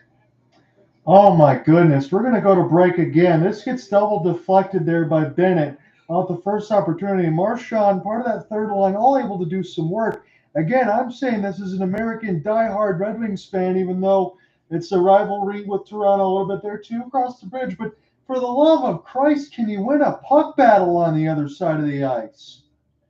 I mean, guys, this is just bull right now. Hang on, give me a second. Fellas, this is the goddamn side. I mean, the Cats got the drop on us. Our backs are against the wall. This is not tested. It's a real deal. Help me. Help me. I said it to Alec earlier in the side of Game 5, and I know we couldn't get to see Stolarz because of the injury, and Alec's going to agree with this. I don't care if you put Stolarz or Wool in there. It's not going to change the outcome of this game. If I'm the goaltenders, I want out in the offseason. That's true. Offensive help. Because Wool is getting left out to dry. Even if you put Stolarz there, that's changing nothing. Yeah. And oh boy. Maybe it's me.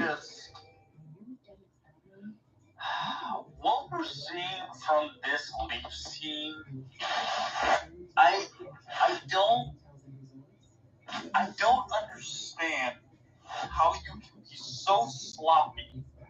It's obvious your coach wants to win. I'm seeing Leafs fans, talking about Berube. Right now, Berube is the one trying to get on them because I can't make Tues. I can't make sense of this. You can't. It's impossible. I do have something I want to talk about in the second intermission, but Alec, I'll leave it to you like this because you got to take over here. In the mix of getting punched in the face to a 6-1 and then going back into the Panthers' den and winning 2-0, that's the most disappointing part about it. You just did well in the previous game. Where's that effort now? That needs to be there. You have the shot blocking, but not the offense. Take it away. And for the near side, this is another face-off won by the Leafs. They are getting face-offs, but where is everything else? No shot, not a lot of shots. There's just one shot in the entire period. That should say it all. And the near side is Reinhart, who drives around the near corner. Brought back for Mikula. All the way back down low is Markov. Markov gets shut down. Matthew's racing after it as Reinhart can't get to it. The Leafs can't move this one up. Marner can't get his stick onto the puck. And it's just a comedy of errors around here. It's Marner. Got it knocked away from it. It's restarting back up with Brandon Tatum. Up to Brandon Tatum. How about Chris Tatum? And now battle. And Leaf fans are upset because of the icing, but that was clear. Max Pacioretty was not ahead. No, he was trying to get inside position. He couldn't do it. It looks like on the TNT graphic, they're already getting set to square away what we might see on Tuesday. So, well, we got a lot to figure out, but we'll talk more about that in the second intermission. Now I'm already having flashbacks to the 4-0 game. Lord help me. Auston Matthews will take the face-off against Sam Bennett. And this is a tie-up. Leafs trying to escape with this puck. They can't get out of the zone. Chris Tanev is all tied up. Cross-ice pass. Berube waits. Wolves out of position. Somehow that stayed out. And it's Tanev who plays this one out. Chopped away in the backhand. Forcing can't pick this one up. Bounced off the wall. And Carlos all tied up by Bennett. All the way back as Rielly fires this one deep. No breakouts. So they adjusted. So that's to account for in the breakouts. Near corner is forcing. Folds it up. Out for Bennett. Sam Bennett through the near side. Bennett slows up. Tries to pass this one around and does so for Verhaeghe. Verhaeghe dropping all the way back. Deep shot. Wall stopped it. And it'll be Bennett trying to protect it for dear life. So many Leafs there. Through the far side, past the Leaf bench. They enter into the zone. Toronto tries to play this one to Bobrovsky. Just a second shot on goal for them in this period. If Brandon Carlo does not block that shot with his rear end, of all places, that one gets lifted to the top left corner, and the Cats are able to score again because Tkachuk, that was a wide open cross pass, just fighting for dear life on defense. I can't imagine a shot block being taken by a rear end at all. That's the strangest shot block imaginable. That's like Jake Ottinger with the reverse save the other day. I couldn't believe he stopped it. Oh, me neither. I can't believe how that stayed out. Lundell on the face-off dot with, I believe, Max Domi.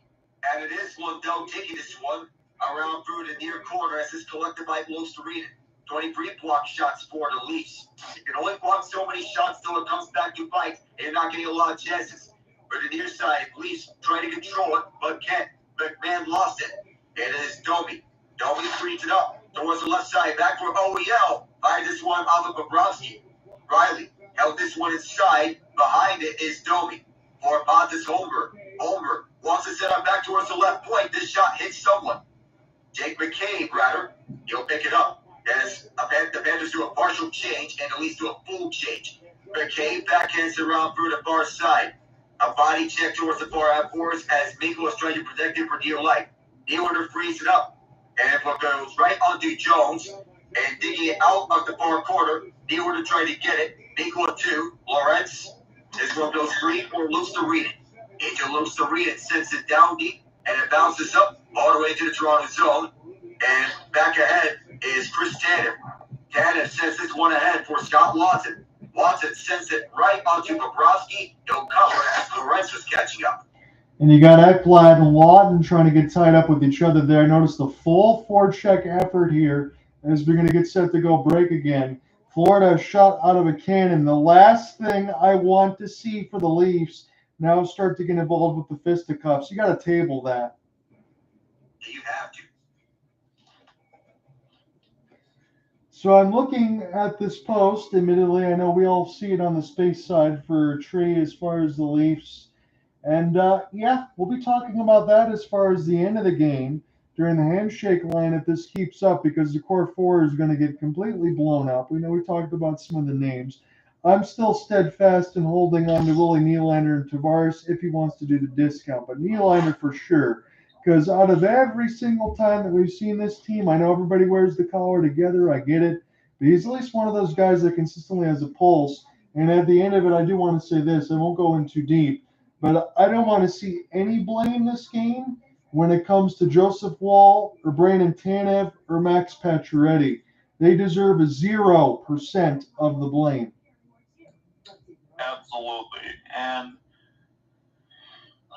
here's the part that is so frustrating about this team, and it takes me back to Tree's Lake Habs-Tree of Failure video right at the end, where he's talking about that 5-game series against Columbus.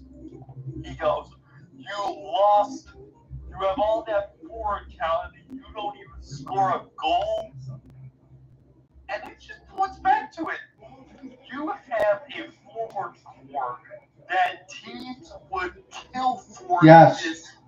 And not to mention, you've been able to keep this core together for longer than a lot of teams are able to keep their Yes. teams together. And you have done jack all with it. I would be more amazed if it didn't piss me off. Yeah, right. And again, you're exactly right, because these guys don't get paid the money that they do, as Auston Matthews is the top in the league, to win games in the regular season. It's about May. It's about May. I know Craig Berube wants to prepare his guys for this moment. Doesn't seem like his Marner missed it all off the face-off.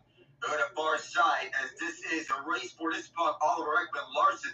This puck was ahead of the goal line. Marner trying to get this one out, but ahead of it was Barkov, 16 on 16. Barkov almost escaped it. It's right out in front, off the near side. And this could not be collected by Max Pacioretty. The Panthers swept this one around as Wall plays this for Morgan Rielly. Deep stretch pass onto center ice, and this gets taken up by Seth Jones, driving towards the net. Jones, he bolts down and scores! Nobody wave it off! They're going to look at it now, Alec, but why is Seth Jones the one able to walk in on his backhand getting a breakaway? This one's going to be reviewed at least. Or goaltender interference, but if they do wave this one up, you can't even say it's a makeup call. Your mic's not off.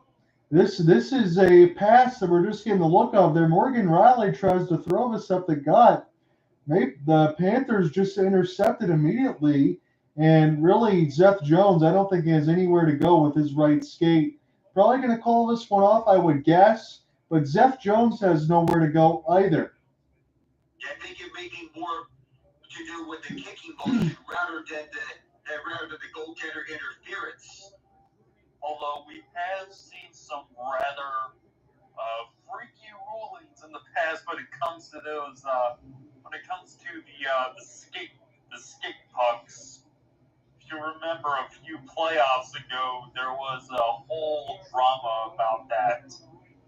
And we had a lot of that, as you said, Ian, already in this postseason. And we've had so many bounces off sticks and skates and blades, it's turned the NHL rulebook on its head. Yeah. And now the Panthers, who are undefeated when leading after any period under Paul Maurice, you would imagine that if this goal is upheld, oof, that would be even worse for the Leafs. But I think this could it be a kicking motion that is going to be the difference? Or I can't say goaltender interference because he got driven right towards the net by Morgan Rielly. That's what I would be saying, Alec, too. I wouldn't lean there myself. I would lean with you as far as the kicking motion if you have to call one. And honestly, it's difficult because really, if we're going to be point blank about it, the Leafs could get lucky in the fact that pass from Morgan Rielly in his own end should have never been made anyway. It should have never happened. Still, you cannot do that, ever. They're going to go ahead and press on. No goal, it looks like. That's what it appears to call. No goal officially because of the kicking motion, but still, you cannot give that up if you're Morgan Rielly. I'm sorry, but even though it was called up, that's inexcusable. The effort here. The Panthers are just eating them up alive here. Breakfast, lunch, dinner, and even dessert, if you call it that. And for the far side, this gets taken up. Kachuk, another 2-on-1, but that gets quickly canceled out by Nylander. Another blast, not by the Iron. Fortunately, hit that one wide. And this is collected up by Kachuk at the far corner. Loose stick on the ice. And this is loosened up. Nylander trying to get this one out. Gone free onto the right side. Here's Forsing. Forsing right in front. Maybe behind wall. No, it's not. It's not for Forsing at the point. Ekblad skates around. Aaron Ekblad moves this one back onto the left point. Waiting is for Hagee. All the way back to the point. Forsing shot. Save. Rebound. Marchand. Can't play this one towards himself along the boards. Up the right side. Collected up by Lustareedon. Angel Lustareedon. Lost it up behind the net. And here's Marchand. Fans irate as they're starting to boo the Leafs here for quite a bit here. They're starting to get impatient. Nate Schmidt. Shot is partially blocked by Nylander. Made his way to Marchand. So much zone time here. And as Wall finally grabs up with this is just a repeat of first period. This is just nothing for the Leafs and everything for the Panthers. Yeah, this is starting to look like Game 5. If not, we already seen it. But let me ask you this in a critical question. We're in the midst of the play-by-play, but again, the Leafs are playing protect the net. They're playing the protect in front of wall. They're not chasing after these pucks. What's the worst that's going to happen? You're going to go down 4? You got to actually win a puck battle and get down on the other end. Who cares about staying in front of them? You need to win those puck battles because the Panthers are eating you up alive with puck battles all throughout the ice. You need to have that energy. There's got to be some kind of change here. Wall's not going to try to play this on his own end as the Leafs try to get down the ice, and they miss another pass for icing. What in the absolute world? Another missed pass? This is just unbelievable. It's a full-on meltdown, and there's no other way to explain it. This is just a repeat of 2020 against Columbus. You've got to press for offense. Go ahead, Ian. Right now, Berube is sitting on it.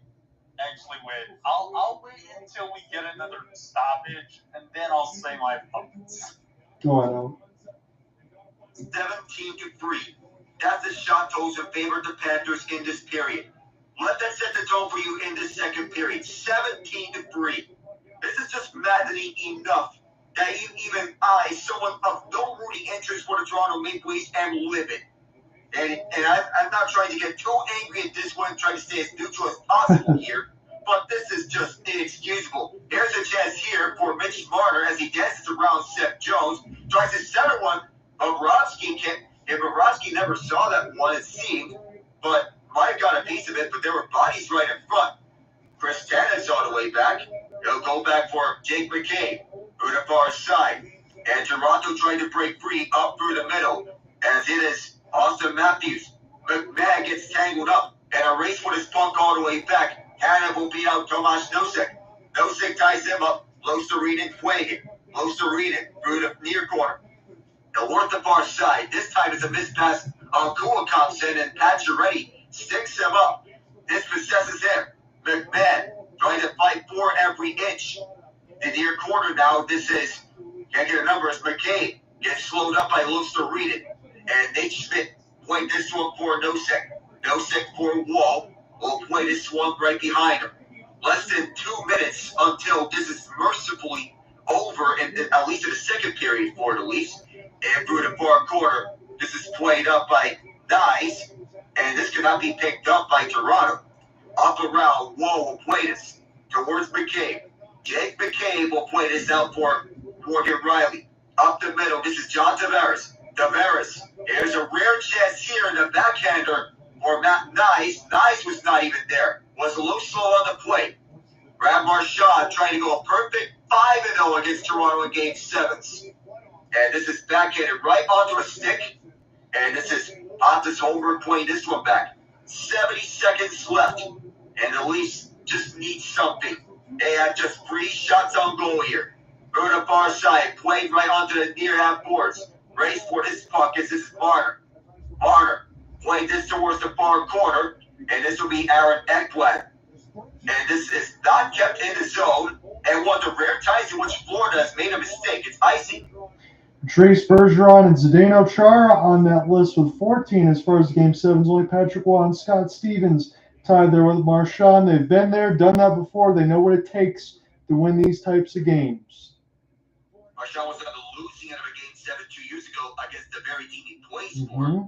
Won last year against Toronto, the very team he's played against. And now he's on Florida doing the same thing, winning against Toronto. At some point, you got to think this madness has to end. And the same thing can be said for Colorado, but at least they can exchange their Game 7 losing streak for their Stanley Cup berth. Face-off won by Toronto, but there was nothing there in terms of how much oomph there was to that face-off. Oliver Ekman-Larsson plays it out onto Max Domi. Clears this one to the neutral zone. Picked up now by Domi. Let to start up again. Through the far side as the Leafs enter back inside. Shot one off Bobrovsky, and the Caps clear it. Race for this puck won by OEL, who gets slowed down by Luster Reed. OEL to the far side. This bounced up and collected by the Panthers. This one never made its way towards Wall, as OEL will slow the action up. Brad Marchand with 8 points in 13 games in his Game 7 NHL career. And fans, you can hear the faint boos here from this crowd. Now the boos are starting to get louder here at Scotiabank Arena as the period ends.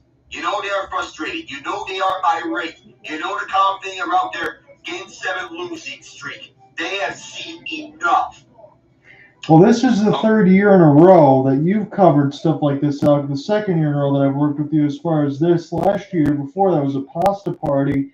And now it looks like in the mix for Toronto, this is a whole nother world of hurt because this game's not even competitive. Ian, you go first, and then I'll lay some thoughts out. I saw Berube giving a look on while he was on the bench, and all I can think, that look is saying, you mean to tell me that I get saddled with a team with this much talent? I coached the St. Louis Blues, a team that was looked at as not having a shot, and got to a cup with a group, while admirable, does not have, I'll say it, the Blues did not have this level and caliber of talent across the board when they won it all, but they still won it all. And these guys are just, oh my God, I am in the Leafs fan base has been called many things. You know, the media has been criticized. But here's my thinking on this. If you cannot, with the level of talent that you have, advance to even the conference finals, with this core, with this amount of investment, with this level of, I feel like I'm a broken record because all of this has been said before, and it goes right back to when Steve Dangle talked about that story about 2018 against Boston. How it was, I forget the player's name, but he said, you don't get many chances at this, and you're wasting them. Fellas, the St. Louis Blues legitimately had 1, 2, 3, 4 chances in the playoffs. They got it on the first one they had. The first shot. And they made it. They won. It's a good thing, too, because they didn't come close to the Stanley Cup Finals in the years after, but they didn't. And Craig Berube right now, he's sitting there, and he's saying, this is not my team. These are not my guys, because they don't play like how my guys should. Alec, I'm going to leave it to you first, and then I'm going to go if you got any prevailing thoughts in this second intermission. This was, I don't know what to even say of this, but the Leafs, they look dead. They look dead on arrival as soon as they hit the ice in that second period. When the Panthers dominate all throughout, that's middle frame, there was nothing. There was no life. There's nothing outside that first period when they had 2 breakaways from their fourth liners. 25-12, the shots on goal. When you look at the shot disparity between the two teams, it's not even close. Florida had the hunger. Toronto was just being relaxed in their own defensive zone. You can only block so many shots that it all comes to a point that you leave rebounds right in front. Yep. And the Panthers there take advantage of the shot blocks that Toronto is making because of where the shot blocks are being placed. That's the thing for me. I'm not going to have a super long preamble because, again, when you think about it, in the first 10, as Alec mentioned, Panthers completely take the pace of play. You get about the first 27-1 shot attempts, not even shots on goal, just shot attempts. Then you come out in the intermission, as we said, talk about it with Greg Berube trying to figure things out. And again, I'm not going to place the blame on Greg. Again, these guys are going out and selling out for shot blocks, as Alex said. Take the next 10 minutes of that second period, and you repeat the same process. Too much of a shell here for me for Toronto. Like I said earlier, what's the worst that's going to happen? You're already down 3-0. Who cares if you go down 5? Stop selling out for shot blocks. Stop looking for these long outstretched passes from 150 feet that have no chance of connecting, because all the Panthers have to do is stick a stick out there and go the other way and step out in front or throw the body. You're leaving your defenseman out there to take out a million hits. We talk about Brandon Tanev and all that too. But you got to do a few things if you want to win playoff hockey games.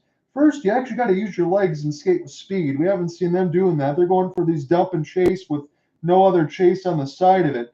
Then you're going for these outstretched passes, try to hit the home run plays, which will work in the regular season, but it doesn't work in the postseason. If you want to win, you want to score goals, you got to get to the front of net. You got to fight for screens. You got to fight for every inch, tooth, and nail. We saw that a couple of days ago against Carolina and the way that they completely shut down Washington. Hell, we saw that with speed yesterday, Alec, in the mix of Winnipeg and Dallas, still being able to play with skill but having the ultimate defensive effort. I'm not seeing anything that's intuitive to showing the Leafs know how to even participate in a playoff hockey game, let alone win one. That's true. You need the playoffs are about who rises up to the occasion. But this is inexcusable. You can't, at least I'll say this too, you can't go into it, and I know the Leafs fans can take this as a joke and say, well, at least you made it to Game 7 of the second round. That doesn't count as progress, because even if you win this game, guess what? You still got to win 8 more times to lift the Stanley Cup. It only means you're 50%. You're not even 50% now. You're not even close, if that's the factor that you throw in. So again, we've talked about this over the seasons, and Alec and Ian and I aren't going to sit there and talk about it too much because you heard about all the other narratives. But if this doesn't show you, then you're going to need some new glasses. You're going to have to make sweeping changes. Again, that's at least 2 of the core 4. Yeah, you got some pieces you want to keep in Tanev and Pacioretty and Joseph Woll and Stolarz if they want to. They've been good. None of that stuff has been on them. But you got to get that culture change. And the only thing I can think about, and I know it's a different parallel in sports, it took a long time for the Detroit Lions to finally be able to get into a playoff game, to finally be able to learn some things. Yeah, it never worked out with the senior and Martha Ford. They were fumbling all around. You get Sheila back in there. They get Dan Campbell. You get Brad Holmes in there for the Rams. You finally start to figure things out. You finally start to figure out what you need to win playoff games, how to win games, how to win through the trenches, how to go to all that stuff. Right now, the Toronto Maple Leafs look like they've done through the last 3 seasons. They look like a regular season all-star team, but I don't think they have either the moxie or anything else or the pieces needed in order to win games in the playoffs. And it looks like they need a culture change as they've needed for years. But now at least you can see this here from the Panthers trying to go for 3 straight Stanley Cup Finals. A Panthers team that didn't do anything. They got there to 96. They lost to the Avalanche. But, I mean, they've been a poster child of misery for a long time, I would say, with the Cats. But now they've figured it out. And the Maple Leafs, they need their culture change. The Panthers, they have figured it out all throughout the time after being on the rumor mill for relocation for years upon years on it. The Leafs, they still need to figure it out. The closest still to this day that they've gone to a Stanley Cup final was still in 1993. The culture change may have started with Brad Rielly. They wanted to impose his view on the team. Craig Berube, he needs a chance to coach his team his way. Because from what we're seeing is a mix of his team and holdovers from Sheldon Keefe's teams. I think it starts with you want to overhaul some of the old guard. Mitch Marner may be the first domino to fall. We don't know where he's going to go, but Toronto may not be the environment for him because this is the brightest of bright lights on the Toronto market. A lesser market would be more preferable for Marner. Somewhere of Chicago, or could I even say Detroit in free agency if Marner were to leave in such a case? But either way, bottom line is, no matter what happens in Game 7, I think it's a foregone conclusion that this game might be Marner's last as a Leaf. Yeah, we're going to see all the stuff there with Dangle and everything else. I'm going to let Ian jump in. But just in the mix as we talk about the culture changes and all that, Berube just got there. And as Ian mentioned too, for Tree Living, this is a good roster on paper, but yet he's going to have a lot of work to do.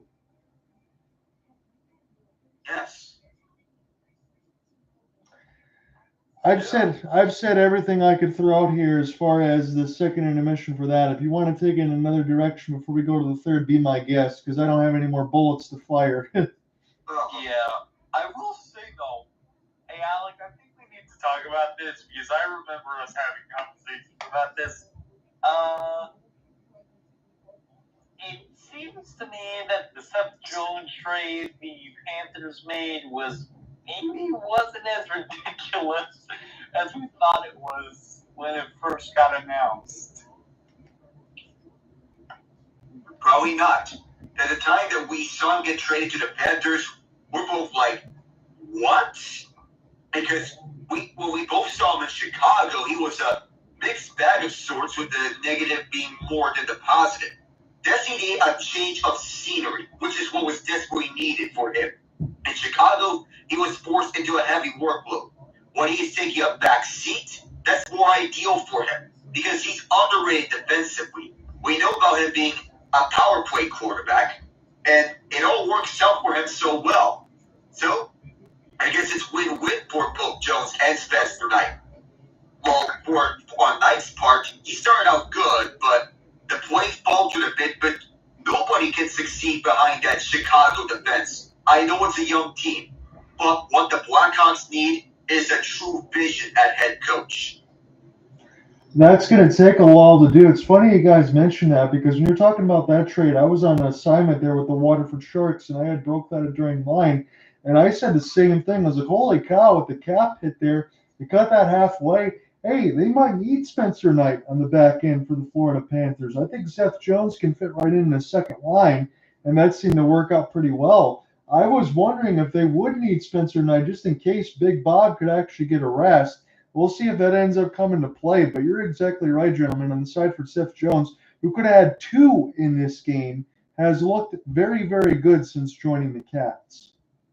He has, and he is revitalized himself as a key piece on a championship contending core, and now he's in position to possibly win a Stanley Cup at last, free from the Chicago shackles.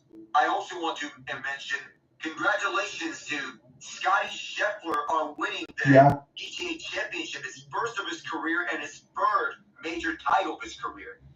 Pretty good work there by Scotty Scheffler. Again, we had something in Indianapolis 500 qualifying where a rookie won, I think, for the first time in 45 years as far as top pole position. So it was a pretty good day for Sunday sports.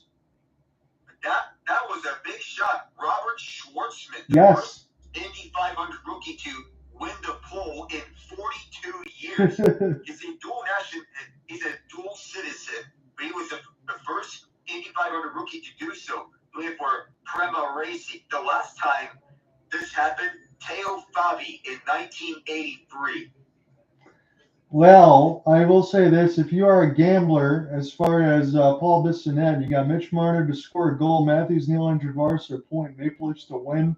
Might be getting shut out on that bet. No. Well, to quote Ryan Whitney, is it Paul Bissonnette or Paul Mistonette?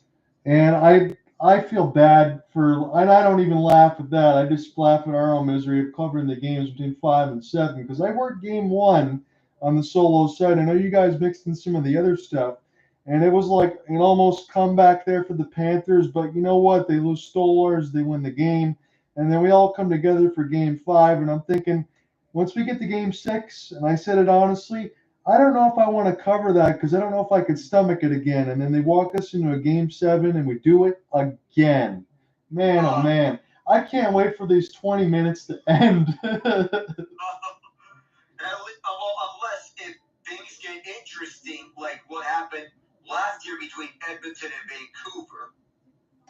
Let me say this, and I'll leave it as clean as I can here.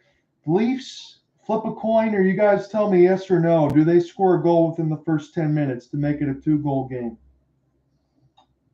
Probably, but I'm not liking it right now. What about you, Ian?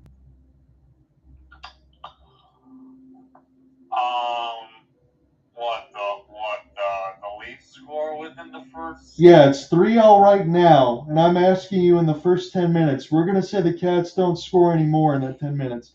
Do you think the Leafs can make it 3-1 in the first 10 minutes of the third? That says it all. Because that's their only chance. John, they're going to get shut out in Game 7. Are we because the win, but after seeing this, they are getting shut out. So we're looking more. Are we looking more towards the shutout, or are we looking more towards the 6-1 yet again? No, we're looking at a shutout. Man, oh man. We're more towards a shutout. I can't even stomach it. I can't even explain it. But hey, Toronto. Hey, Maple Leafs. Just go ahead and sign James Harden next season. Just do it. No. Please. 22 of 25. I'm getting out of here. No, don't even explain to me. I'm getting out of here. 22 of 25 for Joseph Woll. Again, secondary goal scoring for the Cats. We've been waiting for that for the Stars, but I'll say for the Cats, been pretty good. Zeph Jones could have had 2 from Erod and Alex Barkov at 3:15, and Tom Lundell from Lusterinen and Marchand at 7:18. A couple minutes later, Jonah Gadjevich with his second, who really, Alec, we talked about it over the last couple. They had to take a change in that bottom 6. They put Gadjevich in, or he got a couple goals over the last couple games from A.J. Greer and Zeph Jones at 9:39. It's the fourth line that's getting the action done here for the Panthers at the last 2 games at Toronto. That may say it all, Derek. One of the most underrated abilities is their ability to swap around the fourth liners, whether it be Samoskevich, Sturm, Nosek, Greer, Gadjevich. Samoskevich is usually a middle 6 forward. And that he is a healthy scratch. They speak to how deep this team is. I'll say this too. I know it comes as no surprise. Both of you gentlemen are very smart and knowledgeable when it comes to all things sports, but it's about time I say this again for Bill Zito. Very good as an underrated GM in the National Hockey League, is he not? Because he's doing a pretty good job with the Florida Panthers. Yes, he is. I don't know how long this run is going to go, but the key here is that always with the team-friendly contracts that prioritize team success, every player is being paid at most $10 million. Right. And I'm sure, I know you might laugh or gawk at this, but I'm sure even for Bill Zito, it's hard to pick up the phone and go ahead. I know Matthew Tkachuk being made available. You got to figure out what the price is going to be, but Kenzie Weegar has been excellent in a Flames uniform. You knew you probably weren't going to get the same production on the other side for Huberdeau because he's not playing for Barkov, but I'm sure it wasn't an easy move to make right away. But if it's Matthew Tkachuk and you know what he can bring, he's fit right in and he was seamless. It speaks to the transition from east-west to north-south. So Paul Maurice wanted to prioritize when he was brought onto the coaching fold here. So you have the third period getting set in just a moment. Well, here we go. We'll continue the pain train, and then I'll leave it to Alec. Again, I feel like I'm throwing him a hand grenade if the chance that it closes again. But here we are. It's a 2-on-2 the other way, as this is picked up off the forehand. Barkov. It's an easy one-handed tuck. Now to Rodriguez. And so let this one in off the glass. Back to D. And we'll see how much the Panthers can play with the vulcanized rubber again. Just one penalty. The too many men on the ice against Toronto. That one was killed. But the shot board, it was getting close for a minute as Toronto iced it. But now it's 25-12. Earlier here was Nico, who that was hard to watch about the status of Chris Rudy. And over and over, I'm still trying to see if there are any updates on Rudy and the situation. He was left with a serious facial injury after being struck by the accidental stick swing. That's the latest on Rudy. Yeah, I'll see if I can get any updates on the Hopeful Sports guys as far as social media after when I write up the article, because That did not look good, gentlemen, and I'm hoping the best for his health. As this is picked up the other way. Ekblad now off the cross pass. This will be slamming off the kick plate one more time. Florida has played this essentially like a scrimmage as this will hit the netting. Well, Bernard Lavoie for TBA Sports, that's the French network of the Canadian NHL telecast. He reported that the stick was above the eye. So by a miracle, Nico's stick just missed Rooney's eye. That's the best news we can get. Thank you for Alec on that update. That's good eagle eye by you. Sent around and in the inboards now off of Ekblad's pass. Picked up by the Leafs. Tavares try to get it out. There's a long shot that'll be sticked aside by Joseph Woll. But Toronto has got to press the other way. As I've said a couple of times already, it doesn't matter if they go down 4 or 5. You got to be able to find some offense and do it quickly. This is a long shot. Bobrovsky will elect the hold as Tavares got tied up in front of the net. You need more high danger chances if you're Toronto because you're down huge. You need to start attacking the net more and more. I wouldn't even be surprised because I think Craig Berube has the brass stones to do it. If he wants to go for a net pull with 7 or 8 minutes left, because you got to try to do whatever you can do. Auston Matthews now will look on the off wing with John Tavares off the hand pull, but it goes to Mikkola, who can throw it in around the glass. All Florida has to do really is not make mistakes, but really all I need to say is just continue to play their game, and they should be all right here. And they'll get to play against Carolina. That is a whole nother can of worms the other way. I know this series will be the first one to start, as those two teams will meet on Tuesday if this results holds. But Carolina's got to continue about thinking and doing the same things that they have been doing and hope that things get different. There's just a sent back around the end boards now from Mikkola. Off the tie up here for Domi. This goes from the point, trying to get a quick shot. This bounces off the Cats. Opportunity now for Jones and off the left. They're near the players' bench. Paul Maurice's squad takes a change. Domi wide open, shoots. He scores! 5-hole! Another bad change for the Cats. And the Leafs get the first goal of the third.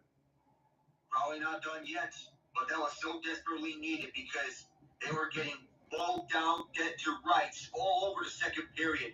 And Max Domi, off a bad change, takes full advantage, gets the puck in the neutral zone, and immediately jumpstarts the rush. Bobby McMann immediately finds him at the blue line. He wakes up, doesn't hesitate, and right at the moment Dmitry Kulikov was catching up to him, he lets it rip, lets it grip, lets it fly past the Bible. How do you get burned twice if you're the Panthers off the bad line change? You already learned that from Lawrence and Lawton, but I guess not. Max Domi. It was Bobrovsky who did not close the 5-hole. We'll see if that's enough, but I can't believe the Cats did it again. Yeah, that's twice now. This off the tie-up now. I did ask Ian and Alec on the side of the first 10, and they were thinking it wasn't leaning that way. I didn't expect them to get one just before the side of 2.5 minutes. Maybe that will leave Toronto enough time, but they've got to press again. That's why they're at the disadvantage, as this one will be iced against Toronto. Max Pacioretty doesn't have the speed that he used to, but still, you get on a line change, you have to be timely with it. That was an ill-advised line change by Paul Maurice, and the Leafs caught them flat-footed, catching up to us. Dmitry Kulikov, he went around William Nylander trying to catch up to the play. He was a step behind. So the line change was so poor that the Leafs had a 2-on-0 break. That was so bad. And Domi, he wasn't right up on him. But Kulikov got around him just on time, and now the boards, I don't know if they're getting repaired for something. Yeah, it looks like we might have something near the door, I believe, toward the right side post, and maybe even a little bit more blood or whatever they need to fix up here on this side. This game has been mixed in with some comedy of errors, as we talked about, some repairs. I guess you had a little bit of everything. And I can't imagine the one fan that they're showing that's eating an ice cream. I don't think I could be that calm when I'm spending $1,500 in a seat. Yeah, I cannot imagine. They're cleaning up some debris. So now we'll figure out, again, they're talking about maybe splitting up the lines in the top of the first. And again, that was mentioned alongside for Eddie Olchuk. But it's Domi and McMann. It's Domi's third, but the Leafs still need to press at least for one more. before you even start to think things will change, because Bobrovsky usually in the third period, that's his best. He's always in shutdown mode. So I wouldn't imagine the Panthers would give up 3 unanswered. As those roll the other way, Oliver Larson gets knocked down off a reverse hit. This one set toward the net and tipped in from distance. That one really has to hurt for the Leafs, but it's back to 3. Angel Lucerine on the deflection back and gets this back up to a 3-goal lead. And right after seconds, right after they gave up that bad line change, they made up for the mistake. And that's gotta hurt.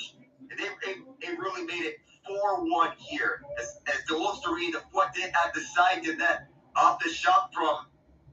Oh, you gotta be kidding me if you're Toronto. Brad Marchand will throw this one right on for Lucerinen. And again, Alec, let me say this. Toronto can't protect the front of the net all day, as they have been. This time, Lucerinen wide open, nobody within 100 feet of him. Nobody. Not even Chris Tanev or Jake McCabe could even get that one up. I'm speechless as far as this play-by-play, and I know it's literally our job to be breaking things down, but I've seen some really inexcusable plays on line changes from the Cats, and then you have that there from the Leafs after you just scored to try to bring everyone in here with Panama. As this is sent back in around the end boards, this one's picked off. Long outstretched pass will be deflected into the corner. Now an opportunity for Reinhart to try to go ahead and give chase with Erod. Good brush into contact for Jones. It's coughed up right in the middle of the slot again, but this one will go wide for Woll. 16-25. Look to go on the third little touch pass. And Florida not giving up on this forecheck here as Tkachuk will make life difficult. Look, Tkachuk comes off the screen on that play to knock it away into the bench. That just doesn't seem possible. Still, that shouldn't even be impossible that nobody will be at the front. But if you're a Toronto fan, please. I don't know. If you're someone out here, please check on the mental health of Leafs fans, because I want to know if they're okay. This is definition of madness. Lusterinen now, and up the rush from Marchand. Again, Marchand loves to play against the Leafs. Doesn't matter what jersey he wears. As this is sent back in behind the end boards now, too far. Benoit will go off the off skate. We'll see now what they want to do with it. I think Tavares' touch pass at Matthews. This one will be played out of play. Again, plus 150 for Toronto for the next goal. So I guess they figure they already got one. That's probably enough. This one goes out of play.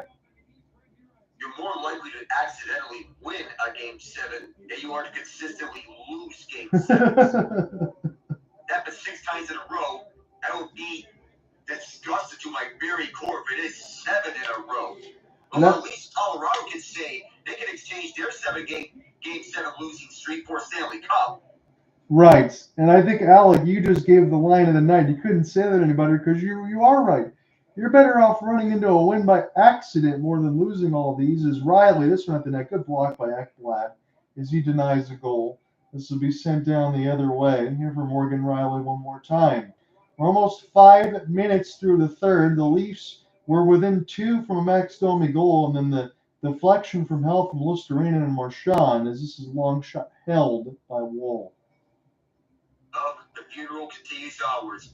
As William Nylander, he gets shut down. He had a 5-hole to open up. Who was kicked out on time by Lundell. Underrated defensive piece. Yeah. Nylander tried to backhand it right on the 5-hole. He looked at that open space. But I imagine that Bobrovsky will find a way to close that one off just in the nick of time before Nylander will find the back of the net. And I mix it. I know I said this before to you, Alec. I know we'll agree with this. But you had Vlad Tarasenko on that third line from the pickup in the year before. Now you had Brad Marchand. You still keep Lundell and Lusterinen, but you had more goal scoring in that third line. It was already one of the best shutdown pairing third lines that we have in the NHL. Florida's pretty stacked all the way across the board, and the way that they roll out their line is pretty splendid. As this is picked up the other way off the backhand, shovel in the corner for Nate Schmidt, who was another one of those pickups. They continue to move things on the fly because they lost OEL. He's back on the other side, Steven Lorentz. AJ Greer will get a chance to look the other way for Jake McCabe. And Toronto has got to press right to left, but they also can't concede. It's an enviable position. Mikula on his backhand. Good forecheck for Matthews as he finished off his hit, but nobody's at the point. My goodness. as this goes back around now for Chris Tanev. Tanev now have to slow up here, about 14-20 left to go in the third. Joining with you alongside Alec Nava and Ian Genge. I'll have Alec take this over in the next part of the half. It's going to be a little merciful hand grenade I throw, but this will go back to Tavares for Bobrovsky, a hold. There's 14 shots on goal at this current stage in time for the Leafs. The Panthers are getting them nothing at the front. And every time that the Leafs are getting something, there's always going to be a Panther there. Paul Maurice had his guys readied up before this game 7. Let me say this, Alec. I know it's a little bit of a ballpark, but with Toronto about 14, 15 shots, at least at this point, they would have needed to have doubled it, correct?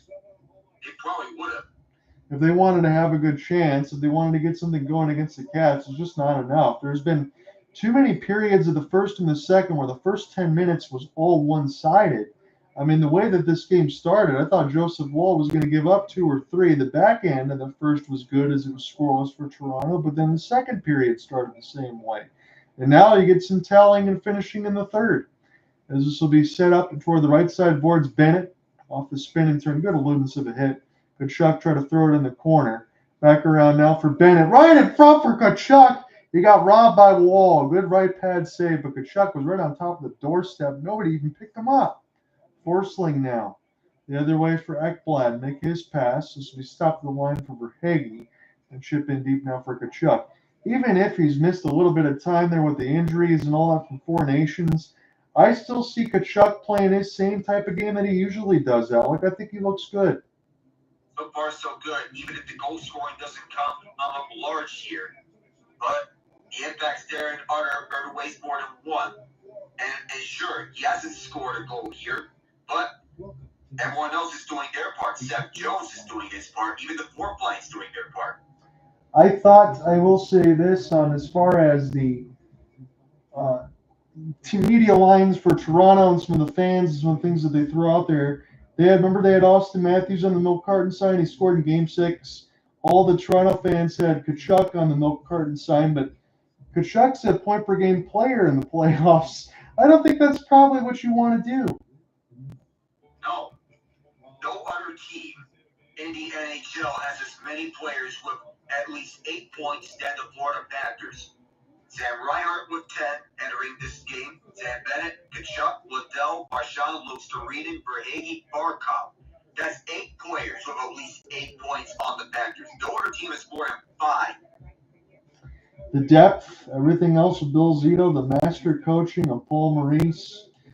I do feel bad, as Ian mentioned, for Craig Berube, because it's not on him. But I think you got that long talk in the offseason right now with alongside Brad Treliving, Berube, the types of guys that they want to be able to bring in here.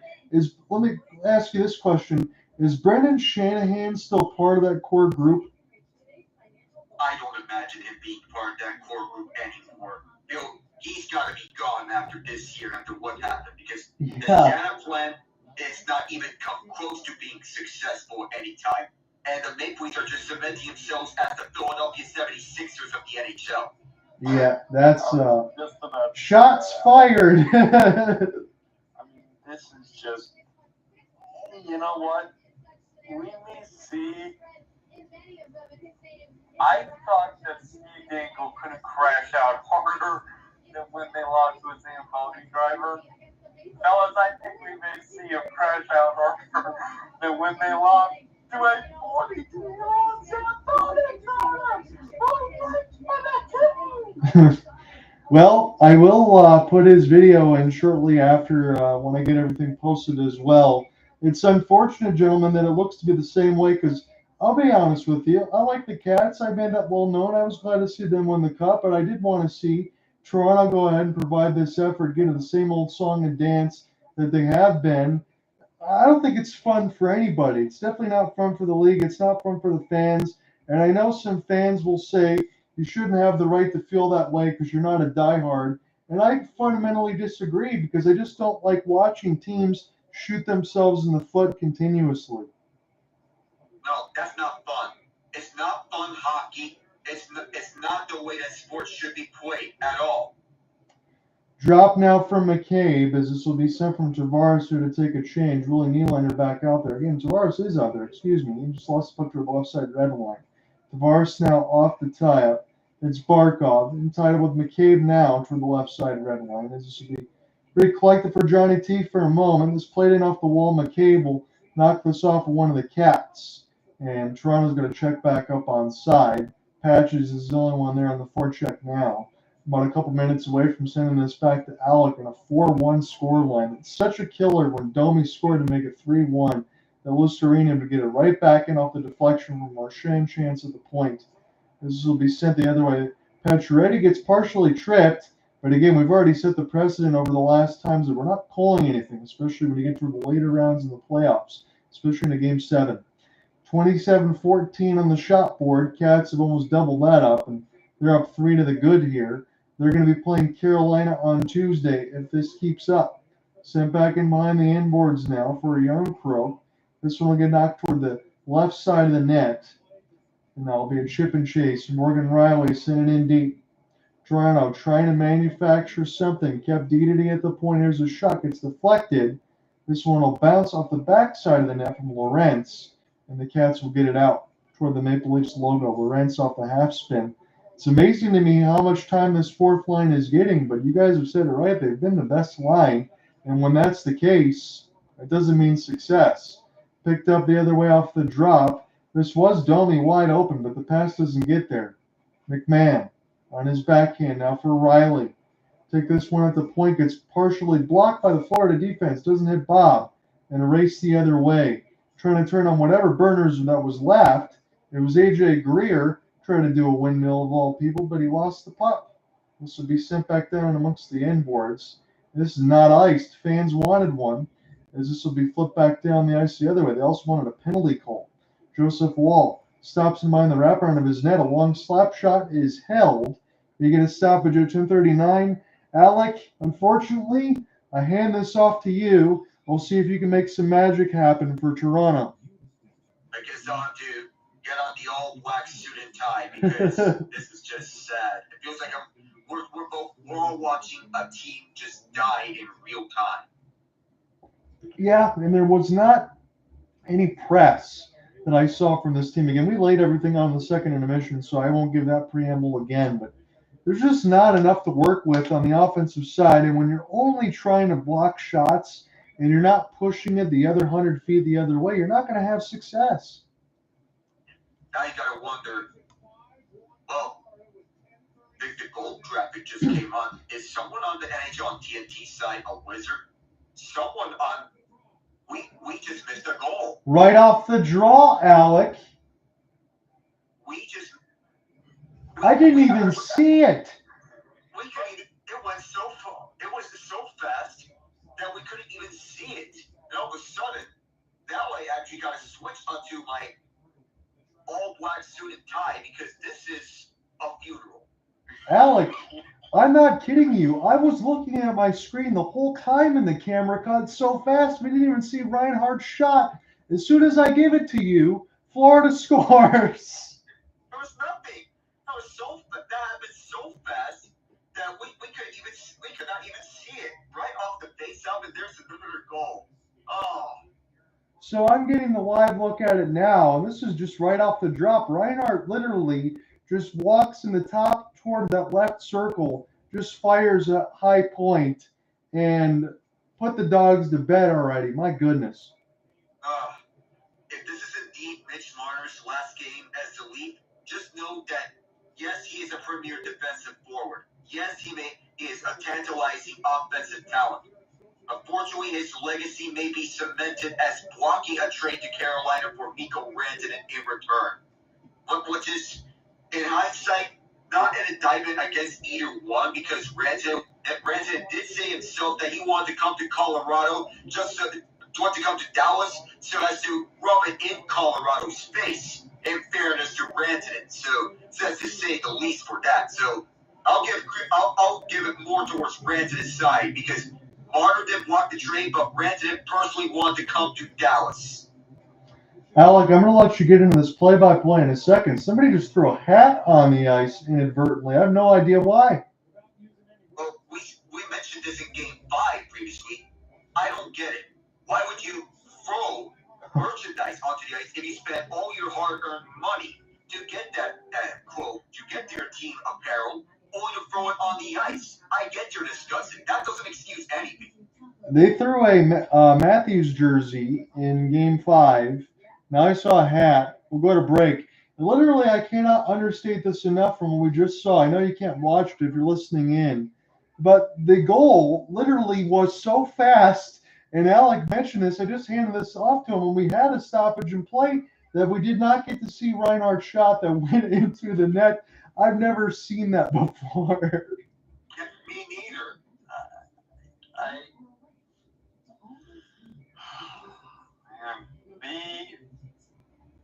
The fact that this is actually, gentlemen, I have a question for you, and I want you to think about this before you really think about this. Okay.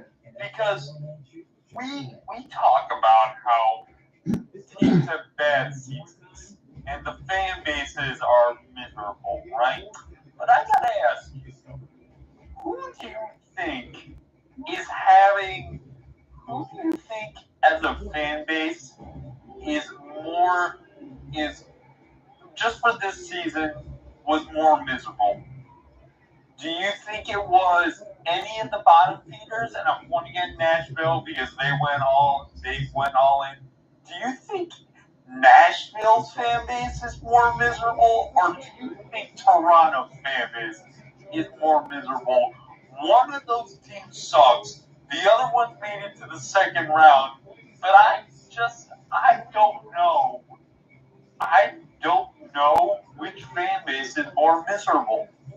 2,000% the Maple Leafs. I don't think Nashville's even worried. They even got a good pick. You think we have a good? I feel Nashville has a good pick at the very least.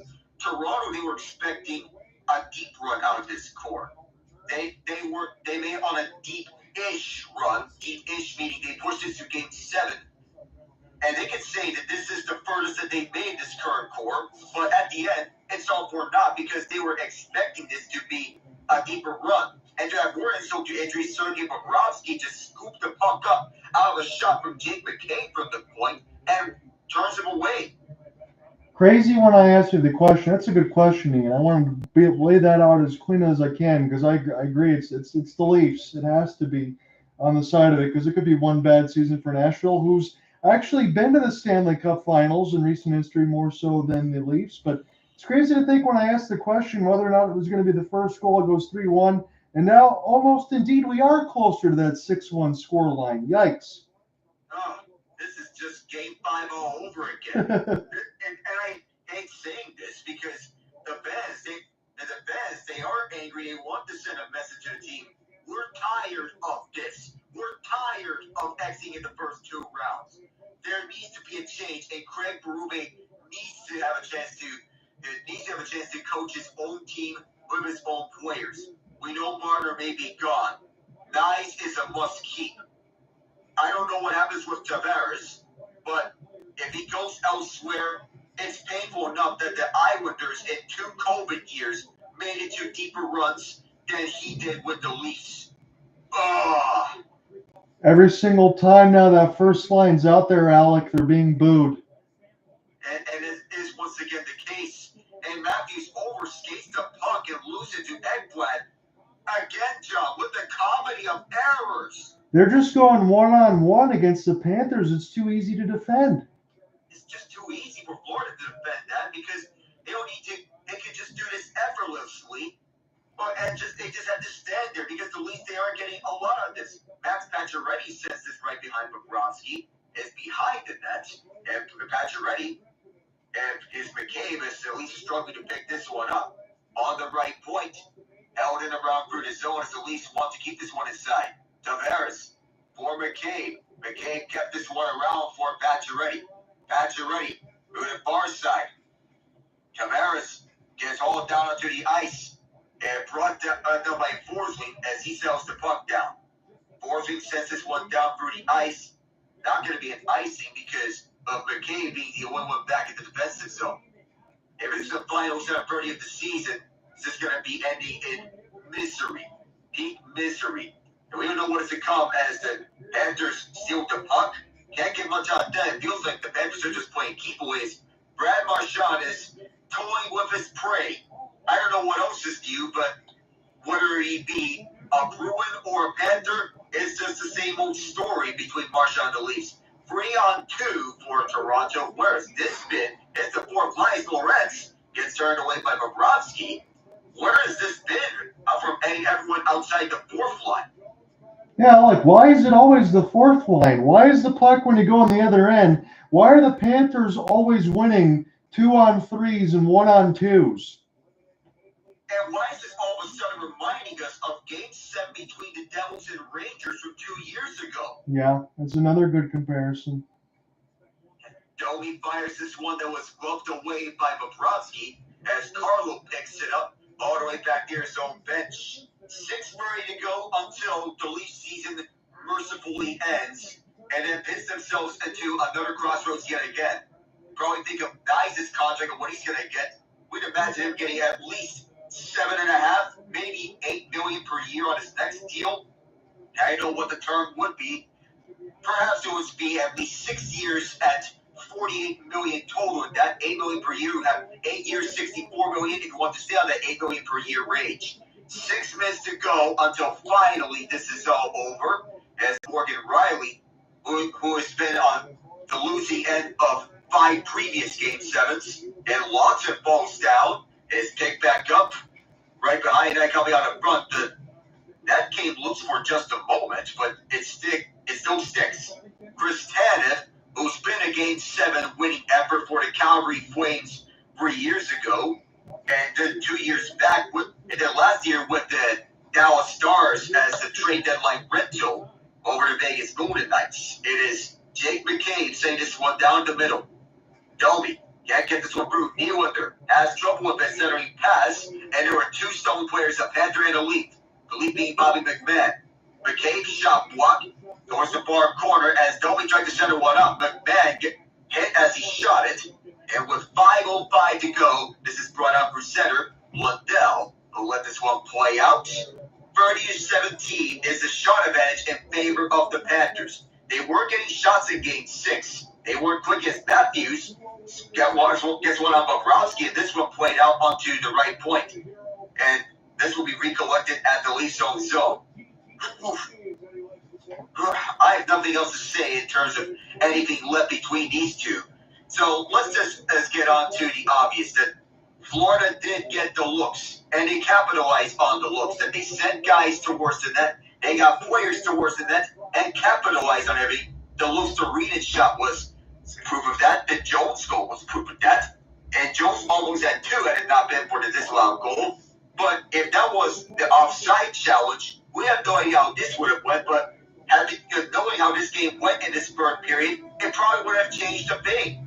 No, Alec, and I think you said it right. I'm just going to take a little macro step back into this series.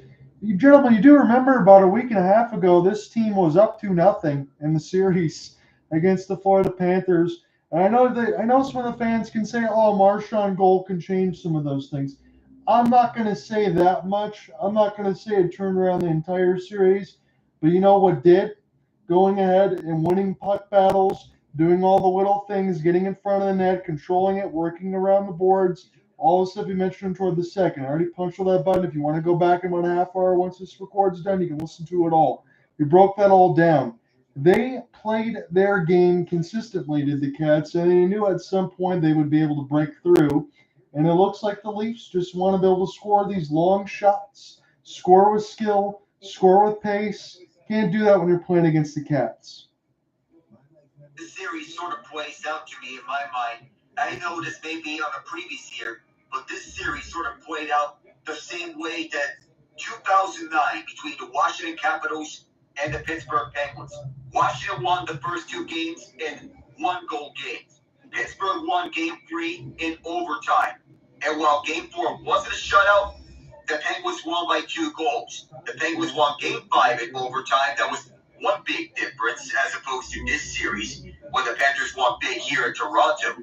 Game 6 was one that Washington and Toronto need to have, and they won it in a tight scoring game. Washington's high scoring, Toronto's low scoring, and Washington wasn't overtime.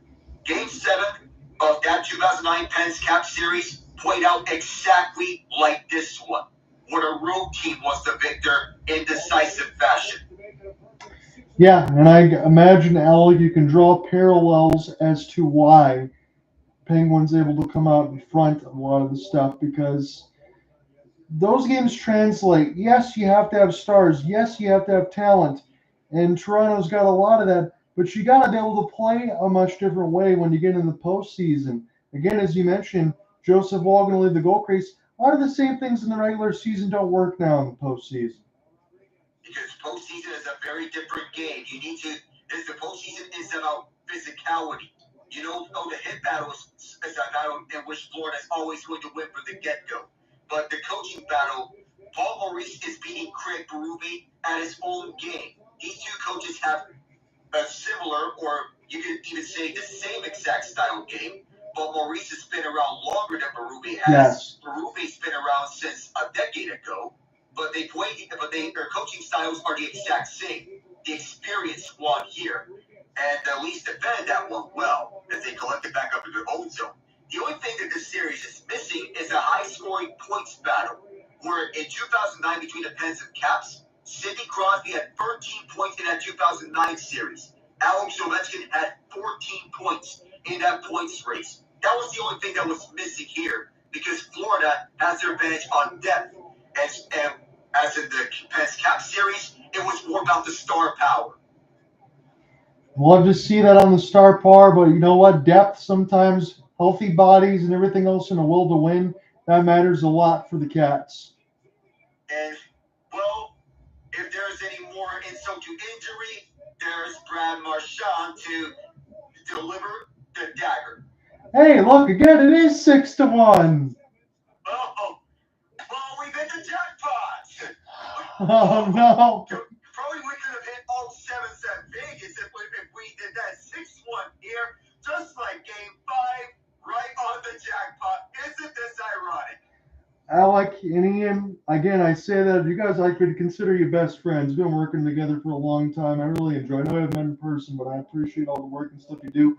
I humbly apologize if it's bad luck for me to be able to bring this in for Game 5 and 7 for the Leafs, because I feel pain for them too. But boy, oh boy, 2-6-1s, especially when you're up 2-0 in the series, you get a chance to be the top seed, go back home, have advantage, feel comfortable, and you lay these 2 eggs. That's not good enough.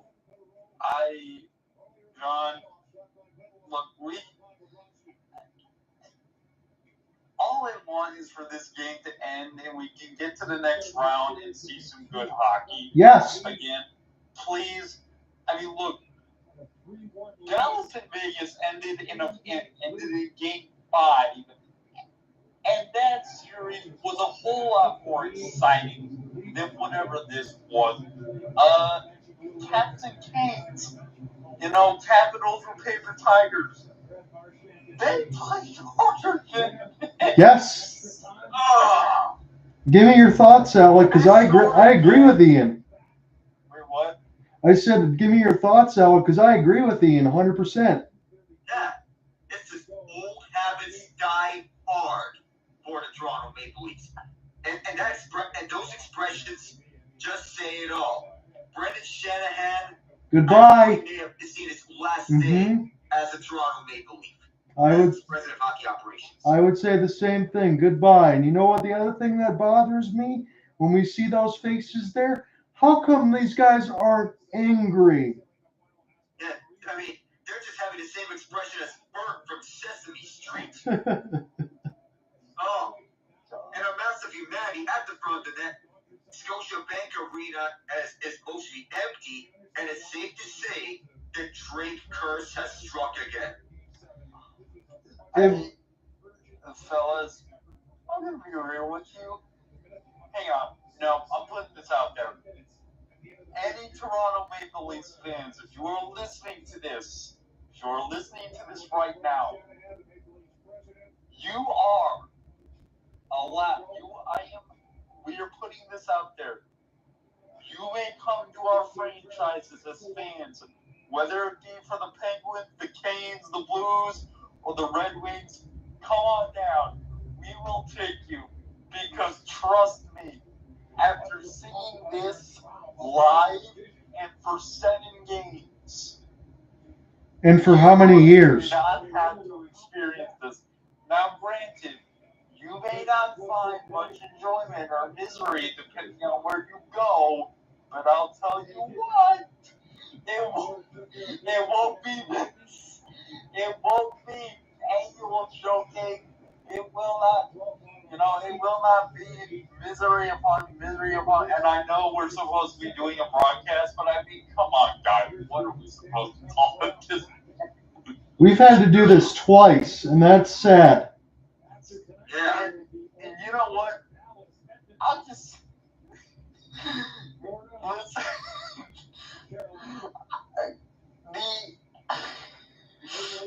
listen. In the world of certain things, there is something called auto association, where it's AEA. I won't say what it is. I pretty much gave away what it could be, but that is the only thing I can surmise.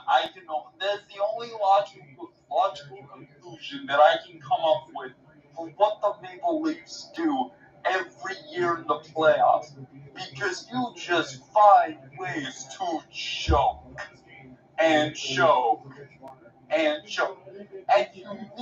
yourselves to a point where it's not even funny anymore. Like, look, we all love memes. We all love long-standing memes. The Boston Bruins are going to be a meme for years. But this is just sad. I mean, good Lord. Yeah.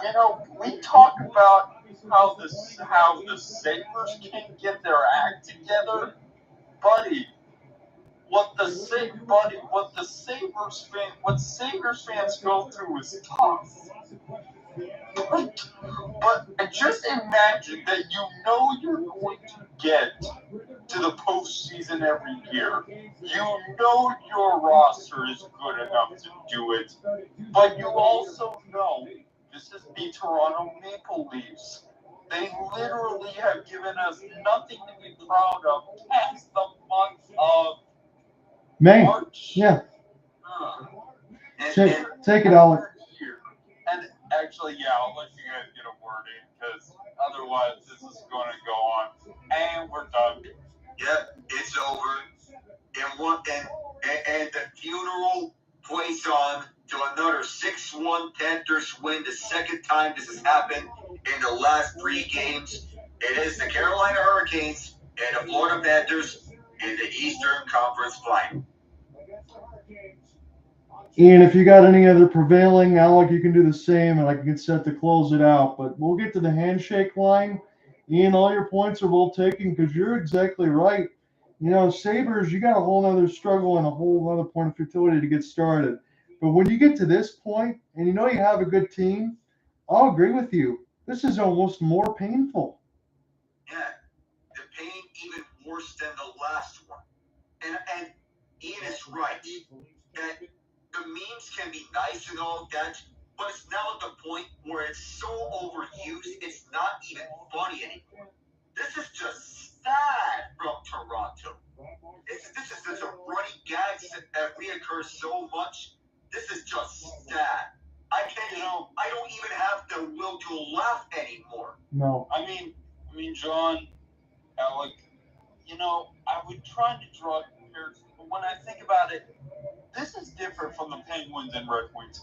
At least with the Penguins and Red Wings, they won cups, and the reason they fell off in their postseason performances is because the team got old and they refused to change. Yes. This is not the case. These are players in their primes, and they can't come through. No, they can't. And again, you talk about some of the stuff, Alec, as far as maybe the Marner, the block for Mikko Rantanen. You think Mikko Rantanen would want to come join this? No, I would have believed so. He probably might have dodged a bullet, because with the way that he said, I want to go to so that I can rub it on Colorado's faces. Well, he did rub it on Colorado's face, it's safe to say. Yeah, and he joined the prime of the spotlight. He gets a hat trick, closes out Avalanche in 7, and then gets another hat trick in the next game. He's made for the big moments. If I see somebody like him on the Leafs, and I see him try to drag this lifeless team across the finish line, you're right. They dodged a bullet. Yeah. This is just disappointing. It's happened again last year. It's happened again this year. I have no words. Here, real quick, the Leafs are trying to salute their fans, and the fans are booing the back.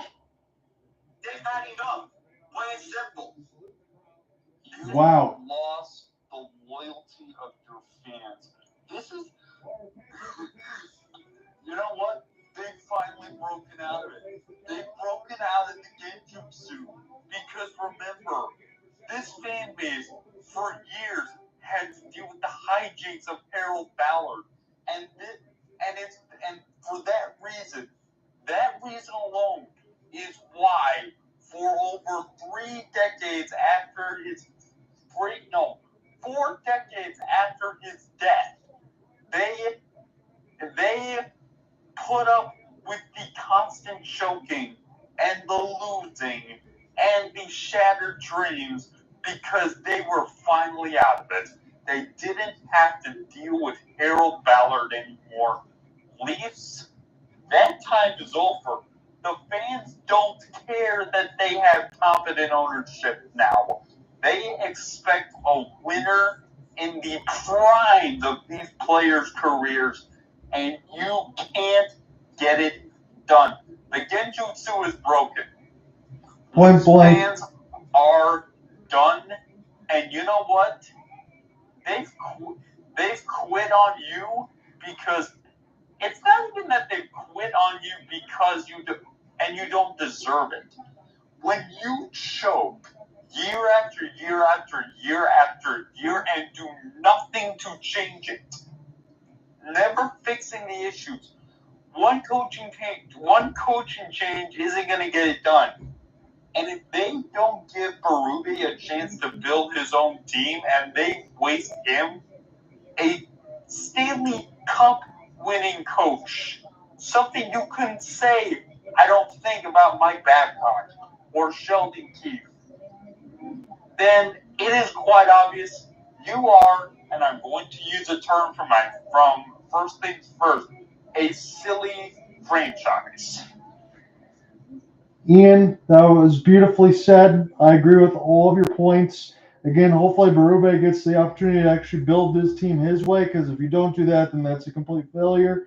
And the reason why the fans are booing them, and you feel like they quit on the players, no, it's the players that quit on them. They screwed this up, and everything else needs to change. Alec, do you have any closing thoughts before I sign off? Ian said everything that I could not have worded better myself. The players, they just quit. There was no fight, and there was no hunger. But I will say this down the line. I will agree on Ian on another thing. That Craig Berube deserves the chance to have this team coached his way and with his own players. He needs that chance here. It's his first year at the helm again. So Toronto needs to listen to what he wants and what he desires on his team. Out with the old of Sheldon Keefe and Mike Babcock. In with Craig Berube. The defensive core may be the start of it from what we saw. But how long will this defensive core hold up? Chris Tannen is about to be 36 next year. Yeah. But they do have a promising piece in Simon Benoit on the rise here. He initially didn't make the team out of training camp last year. But now he's a mainstay on this core. And now Toronto has some deep soul searching to do. The fourth line, you absolutely keep. Matt Knies, William Nylander, must keep. The rest of the direction you go is for you to decide. But Mitch Marner, hasta la vista. He needs to go to a market that is not as high pressure as Toronto. And I say point out, Either Chicago or Detroit would fit his strengths better. Tavares is 50-50, and I'll leave it at that. Also, one last thing, I just posted this in the Jumbotron, but I want this to happen. Whoever Atlanta's new team is, please, please, please, let them win a Stanley Cup before the Leafs. At this point, I just want it to happen. I can't even I can't give you a good reason. At this point, I'm just being petty, and I want the dunking to continue until they decide to change. I want to read this, and I'm going to close out here with Alec really quick, but this is the parody come from the Thrashers, and it's right. I want to get to Ian's point. In a few months, Atlanta will have landed 3 NHL teams in less time than it's taken the Leafs to reach a single cup final.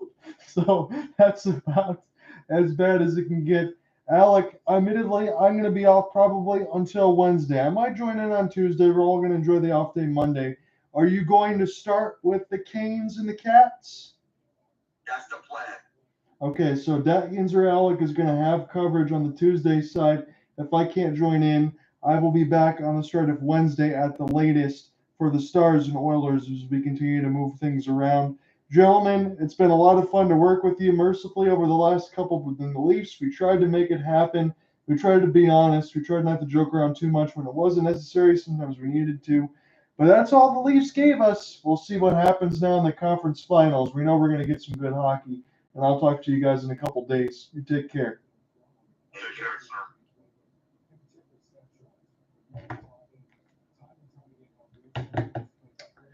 I know everybody's listening on Dangle's side of it. I appreciate all of you. Brother Contreras says, yep, we know exactly what would happen with the Maple Leafs. They're going to fall off a cliff. And what's going on? The Leafs are dead. I appreciate you, my friend. I appreciate you guys following in. For anyone that did, I know there's a lot of other opportunities. And between Alec, Ian, and myself, I humbly thank you for joining in on the stream. Tried to make something happen. Again, couldn't do it. I'll probably be in contact with Cooper Hopkins in the third round. I'm going to reach out to him and see if he's going to be available as well for us to get some duos games. I'll talk to you guys as soon as Wednesday, if not Tuesday. Peace.